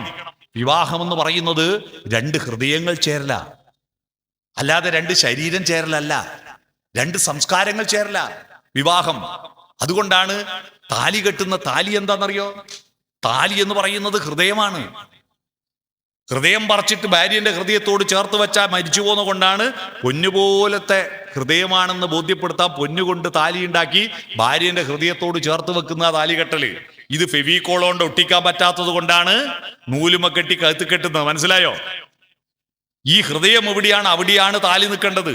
പക്ഷെ മലയാളികൾക്ക് ഇതിന്റെ അർത്ഥം അറിയാതെ പലരും താലി കെട്ടിയാല്, നിങ്ങൾ ശ്രദ്ധിച്ചിട്ടുണ്ടോ? ഭർത്താവിന്റെ ഹൃദയം ഭാര്യന്റെ ഹൃദയത്തുമല്ല ഉദരത്തുമല്ല ഉള്ളത്. വീട്ടിൽ പോയി കണ്ണാടി നോക്ക്. താലി നിൽക്കേണ്ട എടിയാ? ഹൃദയത്തിന്റെ നേരെയാ. വയറിന്റെ വലിയ മാലേമേല് വയറുമേലല്ല നിൽക്കേണ്ടത്. ആ ഭാര്യാഭർത്തൃ ബന്ധത്തിന്റെ മൂല്യമാണത് പറയുന്നത്. ഏട്ടനും അനിയനും, ഭാര്യയും ഭർത്താവും തമ്മിലുള്ള ബന്ധമല്ലേ അച്ഛനും മകനും തമ്മിലുള്ള ബന്ധം. രാമായണത്തിൽ എന്താ? അച്ഛനും മകനും തമ്മിലുള്ള ബന്ധം അറിയാൻ ഞാൻ പറഞ്ഞുതരാം. അച്ഛൻ മോനെ വിളിച്ചിട്ട് പറഞ്ഞു, നാളെ നിന്റെ അഭിഷേകമാണ്, ഞാൻ ഇതിന്റെ ഏർപ്പാടാക്കിക്കോ. അങ്ങനെ കുരുത്തോലയെല്ലാം തൂക്കി ബാൻഡ് സെറ്റെല്ലാം ഏൽപ്പിച്ചിട്ട് പോയതാ രാമൻ. രാത്രിക്ക് പ്രശ്നമായി. കൈകേയി പറ്റിച്ചു. കൈകേയി പണ്ട് യുദ്ധത്തിന് പോകുമ്പോൾ ദശരഥന്റെ തേരിലിരുന്നു. അപ്പോഴാണ് തേരിന്റെ ചക്രം പിടിപ്പിച്ച അച്ചുതണ്ടിന്റെ ആണി ഊരിപ്പോയി. ആണി ഊരിയ ചക്രം തെറിച്ചു പോകും. തെറിച്ചു പോയാൽ രഥം നിൽക്കും. രഥം നിന്ന ദശരഥൻ, അയാളുടെ കരുത്ത് ദശരഥത്തിലാ. അപ്പൊ അയാളെ കൊല്ലും. അപ്പൊ ഉടൻ തന്നെ കൈകേയി തന്റെ വിരലാടി ഇട്ടു കൊടുത്തു ആണിക്ക് പകരം. പിന്നെ ഈ വിരലുമ്മല വരഞ്ഞിട്ടാ വണ്ടി ഓടിയേ.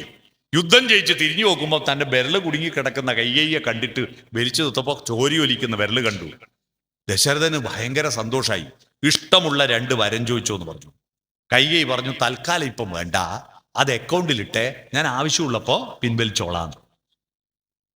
രാമനെ അഭിഷേകം നടത്തുന്നതിന്റെ തലേ ദിവസം കൈകേയി ആ വിഡ്രോവൽ ഫോറം പൂരിപ്പിച്ചു കൊടുത്തു.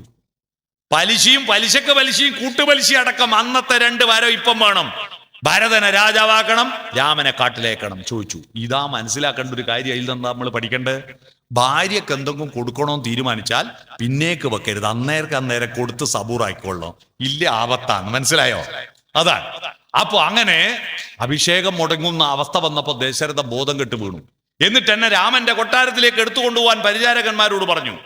പരിചാരകന്മാർ കൊണ്ടുവന്നിട്ട് ദശരഥൻ പറഞ്ഞു, മോനെ, അച്ഛന് വാക്ക് പാലിച്ചില്ലെങ്കിൽ സത്യം നശിച്ചു പോകും മോനെ. ഞാൻ 2 വരം തരാമെന്ന് പറഞ്ഞല്ലേ, സത്യമേ ജയിക്കുകയുള്ളൂ. പക്ഷേ നിനക്കൊരു കാര്യം ചെയ്യാൻ രാമ, എനിക്ക് സത്യം പാലിക്കണം കഴിയണ്ടേ? നീ എന്നെ പിടിച്ച് കാരാഗൃഹത്തിലിട്ട് നീ അഭിഷേകം നടത്തണം. എന്നിട്ട് അതെനിക്ക് കാണണം. നീ എന്നെ പിടിച്ച് കാരാഗൃഹത്തിലിട്ട് എന്നിട്ട് അഭിഷേകം നടത്തുമെന്ന് പറഞ്ഞു ദശരഥൻ. അപ്പൊ രാമൻ അച്ഛനോട് പറയുന്നുണ്ട്, അച്ഛാ, 3 തരം മക്കളുണ്ട്. എങ്ങനെയാ 3 തരം മക്കൾ? 1, താതകാര്യമനാജ്ഞപ്തമാകിലും മോദേന ചെയ്യുന്ന പുരുഷനുത്തമൻ. അച്ഛന്റെ കാര്യം അനാജ്ഞപ്തം, അച്ഛൻ പറയാതെ തന്നെ അച്ഛന്റെ മനസ്സറിഞ്ഞ് ചെയ്യുന്ന മകനാണ് ഉത്തമപുത്രൻ. 2, താതൻ നിയോഗത്താൽ ചെയ്തടങ്ങുന്നവൻ മധ്യമപുത്രൻ എന്നറിഞ്ഞാലും അച്ഛൻ പറഞ്ഞിട്ട് ചെയ്യുന്നവൻ മധ്യമപുത്രൻ. 3, താതൻ നിയോഗിക്കലും ഇക്കാര്യം എന്നാലെ കർത്തവ്യമല്ലെന്ന് വെച്ചടങ്ങുന്നവൻ. അച്ഛൻ പറഞ്ഞിട്ടും എനിക്കിത് ചെയ്യാൻ പറ്റൂല എന്ന് പറഞ്ഞവൻ ആരായിരിക്കും? പറയാതെ ചെയ്യുന്നവൻ ഉത്തമൻ, പറഞ്ഞിട്ട് ചെയ്യുന്നവൻ മധ്യമൻ, പറഞ്ഞിട്ടും ചെയ്യാത്തവൻ ആരായിരിക്കും? നിങ്ങളെ മനസ്സിലെന്താ പറയുന്നത്? പറഞ്ഞിട്ടും ചെയ്യാത്തവൻ, ഉത്തമൻ, മധ്യമൻ, അധമൻ അല്ലേ? അല്ല.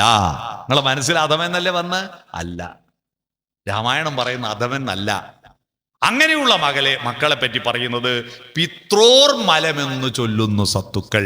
അവൻ പിതാവിന്റെ മകനല്ല, പിതാവിന്റെ മലമാണെന്നാണ് രാമായണം പറയുന്നത്. പിതാവിന്റെ മലമാണെന്നാണ്. നമ്മളെ വീട്ടിലെല്ലാം എത്ര മലമുണ്ടെന്നൊന്ന് ചെന്ന് നോക്കിയാട്ടെ. അച്ഛൻ പറഞ്ഞിട്ടും ചെയ്യാത്തവൻ മലമാണെന്നാണ്. ഇതാണ് അച്ഛനും മകനും തമ്മിലുള്ള ബന്ധം. മൂന്നാമത്തത് ജ്യേഷ്ഠനും അനുജനും തമ്മിലുള്ള ബന്ധം നോക്കൂ. രാമനോടല്ലേ കാട്ടു പോവാൻ പറഞ്ഞിട്ടുള്ളൂ ദശരഥൻ. ലക്ഷ്മണൻ പോകേണ്ട ഒരു ആവശ്യമില്ല. പക്ഷെ ലക്ഷ്മണൻ തന്റെ ഭാര്യയെയും കൊട്ടാരത്തിൽ ഉപേക്ഷിച്ചിട്ട് രാമന്റെ കൂടെ പോയില്ലേ? ലോകത്താദ്യത്തെ വളണ്ടിയർ ആരാ? ലക്ഷ്മണനാ. സ്വയം സന്നദ്ധനായി പോകുന്നവൻ അല്ലേ? വളണ്ടിയർ എന്ന് പറഞ്ഞാൽ സ്വയം സന്നദ്ധ സേവകൻ. ആ ലക്ഷ്മണൻ കാട്ടിൽ രാമന്റെ കൂടെ പോയത് കൊണ്ട് ആ രാമനും സീതയ്ക്കും ജീവിതം വളരെ സുരക്ഷിതമായി സ്വസ്ഥമായി കഴിയാൻ പറ്റിയത്. സീതയ്ക്കും രാമനും കാട് ഒരു മധുവിധു യാത്രയായിരുന്നു, ഹണിമൂണായിരുന്നു. കാനനത്തിൽ ശരത്കാലച്ചാരു ഭംഗികൾ നോക്കിയും കായും കനികളും പൂവും തളിരും തേടിയോടിയും ഓമൽ ചിത്രാംബരം കാറ്റിൽ പാറിച്ചും ഹന്തസുന്ദരി ഉല്ലസിച്ചാളങ്ങുമണ്ടും ഒരു പൂമ്പാറ്റ പോലവൾ. അതിന്റെ കാരണം ലക്ഷ്മണൻ ഉള്ളത് കൊണ്ടാ. ആ ലക്ഷ്മണൻ കാട്ടിലേക്ക് പോകുമ്പോ ലക്ഷ്മണന്റെ അമ്മ സുമിത്ര വിളിച്ചിട്ട് ലക്ഷ്മണനെ അനുഗ്രഹിക്കുന്ന ഒരു ഭാഗമുണ്ട്, കേട്ടിട്ടുണ്ടോ? വിക്രമാദിത്യ സദസ്സിൽ വിക്രമാദിത്യൻ ഒരു ദിവസം നവരത്നങ്ങളോട് ചോദിച്ചു, രാമായണത്തിലെ ഉത്തമ ശ്ലോകം ഏതാണ്? പറയിപെറ്റ പന്തിരുകുലത്തിന്റെ പിതാവായിരിക്കുന്ന വരരുചി പറഞ്ഞു, സുമിത്ര ലക്ഷ്മണനെ ഉപദേശിക്കുന്ന ഭാഗമാണ് രാമായണത്തിലെ ഉത്തമ ശ്ലോകം. ഏത് ശ്ലോക? രാമം ദശരഥം വിദ്ധിം മാം വിദ്ധിം ജനകാത്മജം അയോധ്യാമടവിം വിദ്ധിം ഗച്ഛതാദയഥാ സുഖം.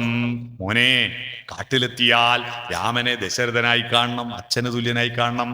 അമ്മയായിട്ട് സീതാദേവിയെ കാണണം. കാടിനെ അയോധ്യയായി കാണണം. മകനെ സുഖമായി പോയി വരിക. അങ്ങനെ ലക്ഷ്മണൻ കണ്ടോ? തെളിവുണ്ട്. സീതയെ രാവണൻ മോഷ്ടിച്ചു കൊണ്ടുപോകുമ്പോ സീതയുടെ ശരീരത്തിൽ കുറച്ച് ആഭരണങ്ങൾ ഉണ്ടായിരുന്നു. കൊട്ടാരത്തു നിന്ന് കൊണ്ടുപോയൊന്നും അല്ല കേട്ടോ. കാട്ടിൽ വെച്ചിട്ട് 10,000 വർഷം തപസ് ചെയ്ത അത്രി മഹർഷിയുടെ ഭാര്യ അനസൂയാദേവിക്ക് തപസ്സാഫല്യമായി കിട്ടിയ അംഗരാഗങ്ങൾ, മാലകൾ, ആടകൾ, പണ്ടങ്ങൾ സീതാദേവിക്ക് കൊടുത്തിരുന്നു. ആകാശത്തുകൂടെ പോകുമ്പോ സീതാദേവി തന്റെ ഉത്തരീയത്തിൽ ചുരുട്ടിയിട്ട് താൻ എങ്ങോട്ടാ പോയെന്ന് ആരെങ്കിലും ഒരു തെളിവ് വേണ്ടെന്ന് കരുതിയിട്ട് ഋഷ്യമൂകാചലം എന്ന പർവ്വതത്തിന്റെ മേലെ എത്തിയപ്പോ അവിടെ 3 കുരങ്ങന്മാരെ കണ്ടു. അവരുടെ ഇടയിലേക്ക് ഇട്ടുകൊടുത്തു. ആ കുരങ്ങന്മാര് സുഗ്രീവനും ജാംബവാനും ഹനുമാനുമായിരുന്നു. സീതയെ അന്വേഷിച്ചുകൊണ്ട് രാമൻ പോകുന്ന വഴിയിൽ ഈ കുരങ്ങന്മാരെ കണ്ടു. അവിടെ വെച്ചിട്ട് സുഗ്രീവൻ പറഞ്ഞു, ഞങ്ങൾക്ക് ഇനി ഒരു കിഴി കിട്ടിയിട്ടുണ്ട്, ഭാവരണ കിഴി. ഇത് നിങ്ങളുടെ ഭാര്യയുടേതാണോ? അയച്ചു നോക്കിയപ്പോ സീതയുടെ കമ്മല് കണ്ടിട്ട് രാമൻ കരയാ. സീതേ സീതേ എന്ന് പറഞ്ഞ് കരയാ രാമൻ. ലക്ഷ്മണ, രാമന് കണ്ണുകളെ വിശ്വസിക്കാൻ പറ്റില്ല. ലക്ഷ്മണ, ഇത് നിന്റെ ജ്യേഷ്ഠത്തിയുടെ കമ്മലല്ലേ, നോക്കിയാട്ടെ. ലക്ഷ്മണൻ പറഞ്ഞു, അയ്യോ ഞാൻ കണ്ടിട്ടില്ല ജ്യേഷ്ഠ. മാലയോ ഞാൻ കണ്ടിട്ടില്ല, വള കണ്ടിട്ടില്ല, കൊരലാരം കണ്ടിട്ടില്ല, ഒന്നും കണ്ടിട്ടില്ല. കണ്ടിട്ടില്ലേ? ഇത് വയ്യ സീതേന്റെ അല്ലേ? അവസാനം പാദസരം കാണിച്ചപ്പോ ലക്ഷ്മണൻ പറഞ്ഞു, ഇത് ജ്യേഷ്ഠത്തിയുടെ തന്നെ. കാരണം ആ മാതൃതുല്യായ ആ ദേവിയെ എല്ലാ ദിവസവും ഞാൻ പുഷ്പങ്ങൾ അർപ്പിച്ചിട്ട് പ്രാർത്ഥിക്കാറുണ്ട് പാദങ്ങളിൽ. അപ്പൊ ഞാൻ ഈ പാദസരം കണ്ടിട്ടുണ്ട്. അമ്മയായി കണ്ടില്ലേ സീതയെ? അതാണ് ജ്യേഷ്ഠന്റെ ഭാര്യയോടുള്ള ബന്ധം. ഇനി അനുജന്റെ ഭാര്യയോടുള്ള ബന്ധം അറിയോ നിങ്ങൾ? രാമന്റെ കൂടെ ഒന്നുമില്ല, സീത കൂടെയുണ്ട്. എന്നാ ലക്ഷ്മണന്റെ ഭാര്യയോ? ഉർമിള 14 വർഷം തന്റെ ഭർത്താവിന് ഒരു വിവരവും ഇല്ലാണ്ടല്ലേ കൊട്ടാരത്തിൽ ജീവിച്ച്. ഇപ്പൊ ഗൾഫിൽ ഭർത്താവ് പോയാൽ പിറ്റേന്ന് വീഡിയോ കോൾ ചെയ്തിട്ടില്ലേ? കുഴപ്പമില്ലേ? ഇത് ഭർത്താവ് എവിടെയാ, ഏത് കാട്ടിലാ ഉള്ളത്? അവിടെ പാമ്പ് കടിച്ചു മരിച്ചുപോയോ? മൃഗങ്ങൾ പിടിച്ച് ഭക്ഷണമാക്കിയോ? രാക്ഷസന്മാർ കൊന്നുകളഞ്ഞോ? ഉണ്ടോ? ഉറങ്ങിയോ? കാട്ടുതീയിൽപ്പെട്ട് വെന്തുപോയോ? ഒന്നും അറിയാതെ 14 വർഷം തൻ്റെ ഭർത്താവിനെ സ്മരിച്ചുകൊണ്ട്, ഭർത്താവിൻ്റെ മാതാക്കളെ ശുശ്രൂഷിച്ചുകൊണ്ട് കൊട്ടാരത്തിൽ കിടന്ന ആ ഉർമിളയുടെ ത്യാഗത്തിന്റെ ശക്തിയാണ് രാമന്റെ വിജയമെന്ന് രാമൻ പറയുന്ന ഒരു ഭാഗമുണ്ട്. ശ്രീകണ്ഠൻ നായരുടെ നാടകത്രയങ്ങളിൽ കരഞ്ഞുപോയൊരു ഭാഗമുണ്ട്. ലങ്കയിൽ നിന്ന് തിരിച്ചെത്തിയിട്ട് എല്ലാവരും ക്ഷീണത്തിൽ ആലസ്യത്തിൽ ഉറങ്ങുമ്പോ രാമൻ അർദ്ധരാത്രിയിൽ ആരും കാണാതെ അദൃശ്യനായിട്ട് അന്തഃപുരത്തിലേക്ക് പോകുന്നു. ലക്ഷ്മണന്റെ അന്തഃപുരത്തിൽ അവിടെ പോയിട്ട് ഉർമിളയു കിടക്കുന്ന കട്ടിലിന്റെ അടുത്ത് പോയിട്ട് ആ പാദങ്ങൾ സ്പർശിച്ചിട്ട് രാമൻ, പ്രിയപ്പെട്ട അനുജത്തി, നിന്റെ ജീവിതത്തിന്റെ മഹാത്യാഗമാണ് എന്റെ ജീവിതത്തിന്റെ വിജയം എന്ന് പറഞ്ഞ് കണ്ണീർ വാർക്കുന്ന രാമനെ നിങ്ങൾ കണ്ടോ? ഇതാണ് രാമായണം. ധാർമ്മികതയാണ്. മനസ്സിലായോ? ധാർമ്മികത മനുഷ്യന്റെ ധാർമ്മികതയുണ്ടാക്കുന്നു. കുടുംബ ബന്ധങ്ങളുടെ, രാഷ്ട്രബന്ധങ്ങളുടെ ധാർമ്മികതയാണ് രാമന്റെ കഥ. അടുത്തത് ബലരാമനാ, അല്ലേ? പണിയെടുക്കണമെന്നാ. വേദാന്തം പ്രസംഗിച്ചാ പോരാ, ഗോതമ്പ് കൃഷി ചെയ്യണം. ഹലായുധനാണ് ബലരാമൻ. ഹലം കലപ്പയാണ്. കലപ്പ കൊണ്ട് ഉഴുതുമറിച്ചിട്ട് കാളിന്തി നദിയിൽ അണകെട്ടിയിട്ട് കലപ്പ കൊണ്ട് കനാല് കീറിയിട്ട് അമ്പാടിയിലേക്ക് വെള്ളമിറക്കിയ ആദ്യത്തെ ഇറിഗേഷൻ വകുപ്പ് മന്ത്രിയാണ് ആര്? ബലരാമൻ. പണിയെടുക്കണം, കൃഷി ചെയ്യണം. മനസ്സിലായോ? ഇതാണ് ബലരാമന്റെ കഥ നമ്മളോട് പറയുന്നത്. അല്ലാതെ കമ്പ്യൂട്ടറിൽ നിന്ന് MD അടിച്ച മസാല ദോശ കിട്ടൂല. പണിയെടുക്കണം, മണ്ണിൽ കുമ്പിടണം. അതാണ് നമ്മുടെ നാടെങ്ങനെ ഉണ്ടായത്? നടുന്നതാ നാട്. തനിയെ മുളച്ചത് കാടല്ലേ? നട്ടുമുളപ്പിച്ച നാട്. നടുന്നവൻ നാട്ടാളൻ, ഒന്നും നടാത്തവനോ കാട്ടാളൻ. ഇന്ന് ഈ പരിപാടി കഴിഞ്ഞ് രാത്രി വീട്ടിൽ പോയി കിടന്നുറങ്ങുമ്പോൾ നെഞ്ചത്ത് കൈവച്ച് ഓരോ ആളും പരിശോധിക്കുക, ഞാൻ നാട്ടാളനാണോ കാട്ടാളനാണോ എന്ന്. നടുന്നുണ്ടെങ്കിൽ നാട്ടാളനാ, ഒന്നും നടാത്തവൻ കാട്ടാളനാ. മനസ്സിലായോ? അതാണ് ബലരാമന്റെ കഥ. അവിടുത്തെ അടുത്ത അവതാരം മനുഷ്യൻ ആരാവണം എന്ന് പറഞ്ഞു തരും. സൗന്ദര്യബോധം. പുഷ്പങ്ങൾ കാണാൻ വേണ്ടിയാ മനുഷ്യനുണ്ടായത്. മനുഷ്യൻ ഈ ഭൂമിയിൽ വരുന്നതിന് മുമ്പ് പൂക്കൾ ഉണ്ടായിരുന്നു. പക്ഷെ ആ പൂക്കളെ നോക്കിയിട്ട് തുളസിക്കതിർ നുള്ളിയെടുത്ത് കണ്ണൻ ഒരു പൂജയ്ക്കായി പൊട്ടാത്ത നൂലിൽ കെട്ടാൻ ഒരു പൊട്ടനും ഉണ്ടായിരുന്നില്ല ഈ ഭൂമിയിൽ. മനുഷ്യൻ വന്നതിന് ശേഷമാണ് മാലകൾ ഉണ്ടായത്, പുഷ്പങ്ങൾ കോർത്തത്, പുഷ്പാർച്ചന ഉണ്ടായത്, പുഷ്പങ്ങളെ ആസ്വദിച്ചത്. മഞ്ഞിൽ വിരിഞ്ഞ പൂവേ പറയൂ നീ ഇളം പൂവേ എന്നെഴുതാൻ ഷിബു ചക്രവർത്തി ഉണ്ടായത്. ആ പാട്ട് ചിട്ടപ്പെടുത്താൻ ജെറി അമൽദേവ് ഉണ്ടായത്. അത് പാടാൻ യേശുദാസ് ഉണ്ടായത്. പക്ഷിമൃഗാദികളൊന്നും പൂവിനെ കണ്ട് ആസ്വദിക്കാറുണ്ടോ? ഇല്ല. സൗന്ദര്യബോധം. 2, നൃത്തം. എന്താ? രസങ്ങൾ കൊണ്ട് ലീലയാടിയ കൃഷ്ണനില്ലേ? രാസലീല. നൃത്തമില്ലേ? നൃത്തം. പിന്നെയോ സംഗീതം. കാട്ടിലെ പാഴ്മുളം തണ്ടിൽ നിന്നും പാട്ടിന്റെ പാലാഴി തീർത്തില്ലേ കൃഷ്ണൻ? അല്ലേ? പുഴയെ സ്നേഹിച്ചില്ലേ? യമുനാ നദിയുടെ തീരത്ത് പോയിട്ട് രാഗങ്ങളോരോന്നേ ഗോകുല നായകൻ മേളം കലർന്നങ്ങു പാടുന്നേരം. അപ്പാട് പാട്ടങ്ങ് നിർത്തി ഇവൻ. അപ്പോ കൂടെയുള്ളൊരു സ്ത്രീ ചോദിച്ചു, എന്താ കണ്ണാ നിർത്തിയേ? അപ്പൊ ഇവൻ ചോദിച്ചു, അമ്മേ, യമുനയുടെ ഓളങ്ങൾ കരയിലേക്ക് വരുന്നുണ്ട്, ഒന്നും തിരിച്ചു പോകുന്നില്ല. എന്താ അത്? ഓളങ്ങൾ ഇങ്ങനെ വരുന്നുണ്ടല്ലോ, ഒന്നും തിരിച്ചു പോകുന്നില്ല. അപ്പോ ആ സ്ത്രീ പറഞ്ഞു കൊടുത്തു, അത് നിന്റെ ഓടക്കുഴൽ കേട്ടിട്ട് തിരിച്ചു പോകാൻ തോന്നാതെ ഇങ്ങനെ പാട്ട് കേട്ടിരിക്കുക കൃഷ്ണ. കണ്ണന്റെ വേണുവിൽ നിന്നുയരും നൊരീണത്തിൽ പുളകിതയാമൊരു യമുന തന്നോളങ്ങൾ മുന്നോട്ടു പോകാൻ മനസ്സു വരാഞ്ഞ് താളത്തിലങ്ങിനെ തങ്ങി നിൽപ്പൂ, താളത്തിലങ്ങിനെ തങ്ങി നിൽപ്പൂ എന്ന് പാടിക്കൊടുത്ത് കണ്ണന്റെ യശസ് കൊടുത്തവളുണ്ട് ആ സ്ത്രീ. ആ സ്ത്രീയുടെ പേര് കണ്ണന്റെ യശസ് കൊടുത്തവൾ. അവരുടെ സംസ്കൃത പേരെന്താ? യശോദ. വരം കൊടുത്തവൾ വരദ, യശസ് കൊടുത്തവൾ യശോദ. പ്രിയപ്പെട്ട അമ്മമാര്, നിങ്ങളുടെ മക്കൾക്ക് യശസ് കൊടുക്കുന്നവരാണോ? എങ്ങനെയുണ്ട്, മോൻ പഠിക്കുന്നുണ്ടോന്ന് ബന്ധുക്കളോ അയൽവാസികളോ നാട്ടുകാരോ ചോദിച്ചാൽ ചില പൂതനമാര് പറയും, എന്ത് പഠിപ്പ്, മൊബൈൽ കളിയല്ലേ, എപ്പോ നോക്കിയാൽ ഗെയിം കളിയല്ലേ. സ്വന്തം കുട്ടികളുടെ വൃത്തികേട് നാട്ടുകാരോട് പറഞ്ഞിട്ട് അവരെ നാറ്റിക്കുന്ന, വൃത്തികേടാക്കുന്ന, അപമാനിക്കുന്ന ഭീകരരൂപികളായ അമ്മമാരാണ് നമ്മുടെ കുട്ടികളെ കുടുംബത്തിൽ നിന്ന് അകറ്റുന്നത്. മക്കളുടെ യശസ് കൊടുക്കുന്നവരാവണം അമ്മമാർ. മനസ്സിലായോ? യശോദയായിരിക്കണം, യശോധരന്മാരായിരിക്കണം അച്ഛന്മാര്. മനസ്സിലാക്കണം. പിടികിട്ടിയോ? അതുകൊണ്ട് യശോദ. ഇതാണ്. പുഴയെ സ്നേഹിച്ചു. കാളിന്തിയിൽ വിഷം കലർത്തുന്ന കാളിയനെതിരായി സമരം ചെയ്തില്ലേ കണ്ണൻ? ശാസ്ത്രീയ വീക്ഷണത്തിൽ കേരളത്തിൽ മഴ പെയ്യുന്നത് ദേവേന്ദ്രന്റെ കഴിവാ? അല്ല, പശ്ചിമഘട്ടമുള്ളത് കൊണ്ടാ. അതുകൊണ്ടാണ് മാധവ് ഗാഡ്ഗില് പശ്ചിമഘട്ടത്തെ സംരക്ഷിക്കണമെന്ന് പറഞ്ഞ്. ഇതേ മാധവ് ഗാഡ്ഗിലാണ് കൃഷ്ണൻ.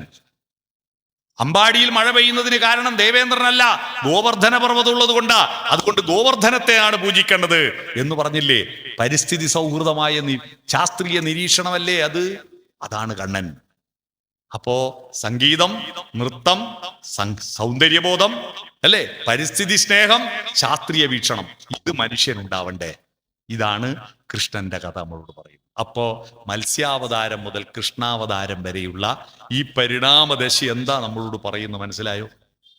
എന്താ? അധ്വാനിക്കണം, ധാർമ്മികത വേണം, സ്നേഹം വേണം, സൗന്ദര്യബോധം വേണം, പരിസ്ഥിതി സ്നേഹം വേണം, ശാസ്ത്രീയമായ വീക്ഷണം വേണം.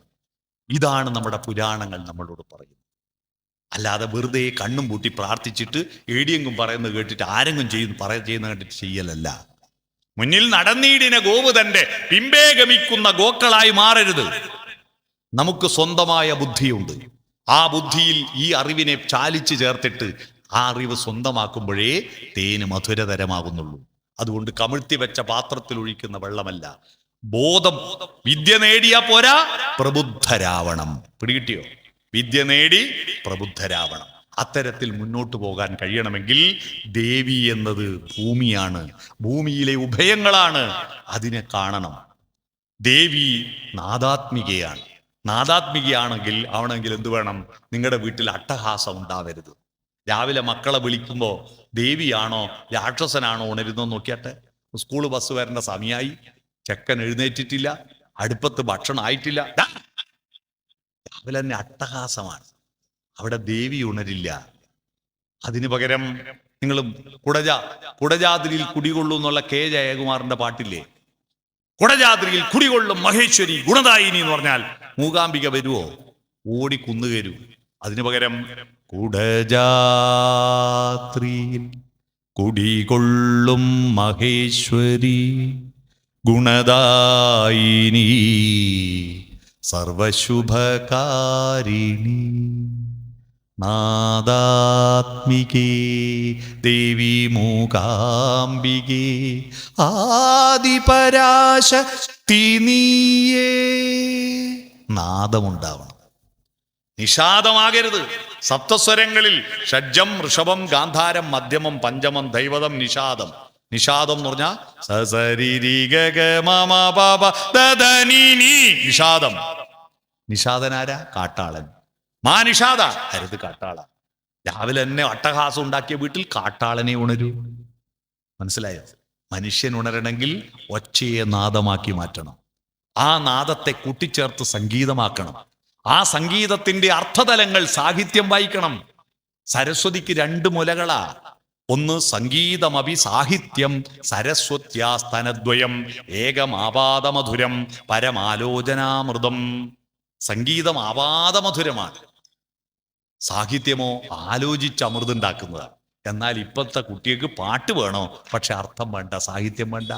അതുകൊണ്ടാ നല്ല താളവും നല്ല പാട്ട് കേൾക്കുന്നുണ്ട്, പക്ഷെ അത് പാട്ടി തുള്ളുമ്പോ അതിന്റെ അർത്ഥം കട്ട ചോര കൊണ്ട് ജ്യൂസ് അടിച്ച് സോഡാ സർബത്ത്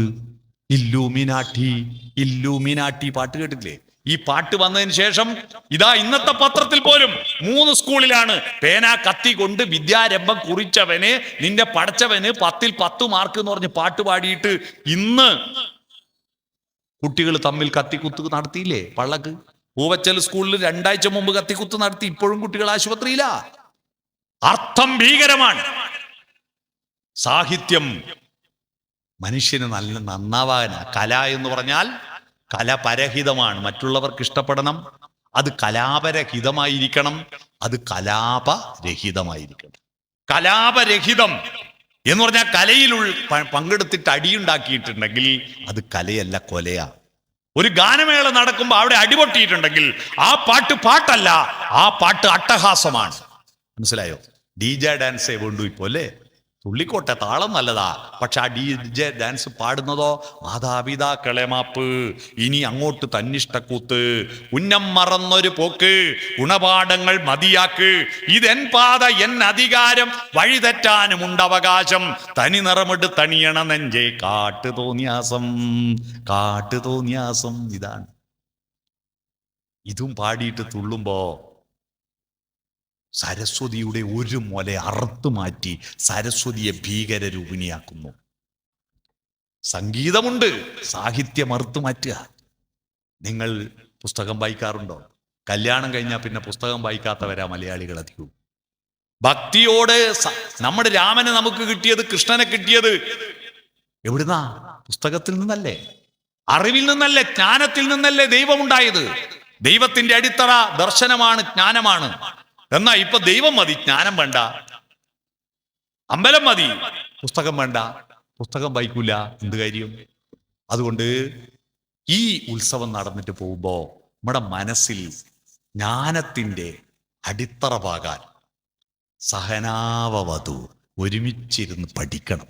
നമ്മളെ വീട്ടിൽ വട്ടത്തിൽ ഇരിക്ക്, എന്നിട്ട് ഒരു കഥ വായിക്ക്, ഒരു കവിതയെങ്കിലും ചൊല്ല്, എന്തെങ്കിലും ഒരു പുതിയ അർത്ഥത്തെ പറ്റി ചർച്ച ചെയ്യൂ, അന്വേഷിക്കൂ. അത്തരത്തിൽ അന്വേഷിക്കാൻ തയ്യാറാവുന്ന വിധത്തിൽ സ്നേഹത്തിന്റെ അന്തരീക്ഷത്തിൽ ധാർമ്മികത, മൂല്യബോധം, സ്നേഹം, ദയ, കാരുണ്യം, ദൈവത്തിന്റെ മറ്റൊരു പേര് കരുണാകര എന്നാണ്. ഈ ദേവി എന്ന് പറയുന്നത് ഈ പ്രകൃതി തന്നെയാണ്. മൂക്കും വരെ വെള്ളമുള്ള ആ പുഴയിൽ അവിടെ വന്നുയർന്ന മൂക്കുംപുഴ ദൈവം അല്ലേ? ആ മൂക്കുംപുഴ ഭഗവതി ഈ പ്രകൃതിയാണ്, അമ്മയാണ്. ഈ അമ്മ മാതൃത്വം എന്ന് പറഞ്ഞാൽ എന്താ? മാതൃത്വം, ദേവിയെ പ്രാർത്ഥിച്ചിട്ട് വീട്ടിൽ അമ്മയെ വെറുത്തിട്ട് കാര്യമുണ്ടോ? ആരാണ് അമ്മ? അമ്മയെന്ന് പറഞ്ഞാൽ തൻ്റെ കുട്ടി ഉറങ്ങുമ്പോ ഈ 3 ലോകവും ഉറങ്ങിത്തരണമെന്ന് ആഗ്രഹിക്കുന്നവളാ അമ്മ അല്ലേ? എന്നുണ്ണി കണ്ണനുറങ്ങാൻ മൂലോകം മുഴുവനുറങ്ങ് ഉണ്ണി വാവാവോ. കേട്ടിട്ടില്ലേ? തൻ്റെ കുട്ടി ഉറങ്ങുമ്പോ കുയിലിന്റെ പാട്ട് കേട്ടാൽ അമ്മയ്ക്ക് ദേഷ്യം വരും. കുയിലേ, നിന്റെ പാട്ടിന്റെ വോളിയം കുറക്ക്, എൻ്റെ മോൻ ഉറങ്ങുക എന്ന് പറയും. നിലാവെളിച്ചം നമുക്കിഷ്ടമാണ്. നിലാവിന്റെ തണുത്ത രശ്മികൾ ജാലകപ്പഴുതിലൂടെ കടന്നു വന്ന് ഉറങ്ങുന്ന കുഞ്ഞിന്റെ കൺപോളകളിൽ സ്പർശിച്ചിട്ട് അവന്റെ സ്വപ്നങ്ങളുടെ നിറം കെട്ടുപോകാതിരിക്കാൻ നിലാവേ നിന്റെ വോൾട്ടേജ് കുറക്ക് എന്ന് പറയും അമ്മ. കഴിഞ്ഞ 2-3 ആഴ്ചയായി ഈ വരികളാണ് ജയചന്ദ്രന്റെ മരണത്തിന് ശേഷം എല്ലായിടത്തും പാടുന്നത്. ഒന്നിനി ശ്രുതി താഴ്ത്തി പാടുക പൂങ്കുയിലേ, എന്നോമലുറക്കമായി ഉണർത്തരുതേ, ഉണർത്തരുതേ. ഒന്നിനി തിരി താഴ്ത്തു ശാരദ നിലാവേ, കണ്ണിലേക്കിനാവുകൾ കെടുത്തരുതേ, കണ്ണിലേക്കിനാവുകൾ കെടുത്തരുതേ. കുയിലിനോടും നിലാവിനോടും മാത്രമല്ല അമ്മ പറയാ, സ്വന്തം ഹൃദയത്തോട് പറയും.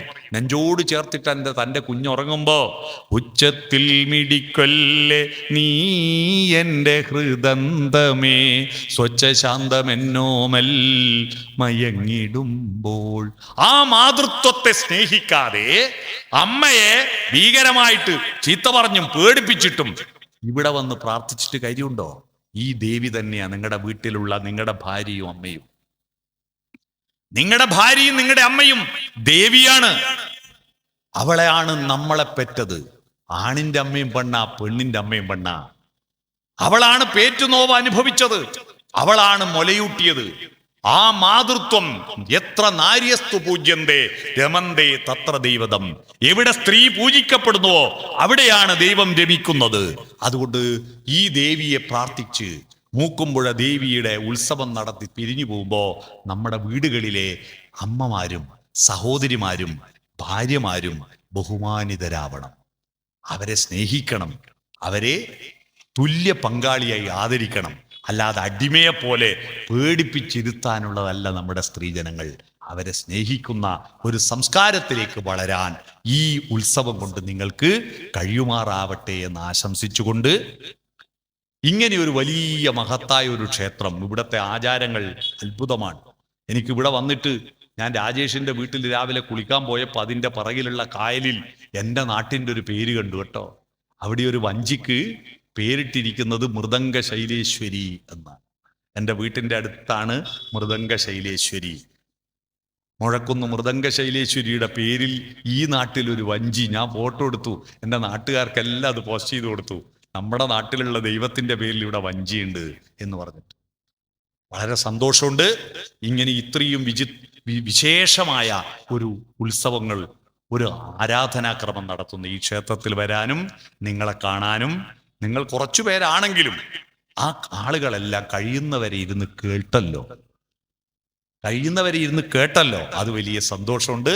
ഈ പരിപാടിക്ക് എന്നെ ക്ഷണിച്ച രാജേഷിനും അദ്ദേഹത്തിൻ്റെ പിതാവ് രാജൻ വടക്കയ്യത്തിനും അതിന് സമ്മതിച്ച ഇവിടുത്തെ ക്ഷേത്ര കമ്മിറ്റി ഭാരവാഹികളോടും എല്ലാം നന്ദി പറയുന്നു. സർവോപരി ഇത്ര നേരം ഭക്ഷണത്തിന്റെ സമയമായി അല്ലേ, 11:90 സമയം 11:90. അപ്പോ ഇത്ര നേരം എൻ്റെ ഭാഷണം കേട്ട് ഈ സദസ്സിൽ ഇരുന്നതിന് നിങ്ങളോടെല്ലാം ഹൃദയത്തിൻ്റെ ഭാഷയിൽ നന്ദി അറിയിച്ച് ഈ ഉത്സവാഘോഷത്തിന് സർവ്വവിധ മംഗളങ്ങളും ആശംസകളും അറിയിച്ചുകൊണ്ട് ഞാൻ എൻ്റെ ഭാഷണം ചുരുക്കുന്നു. നമസ്കാരം.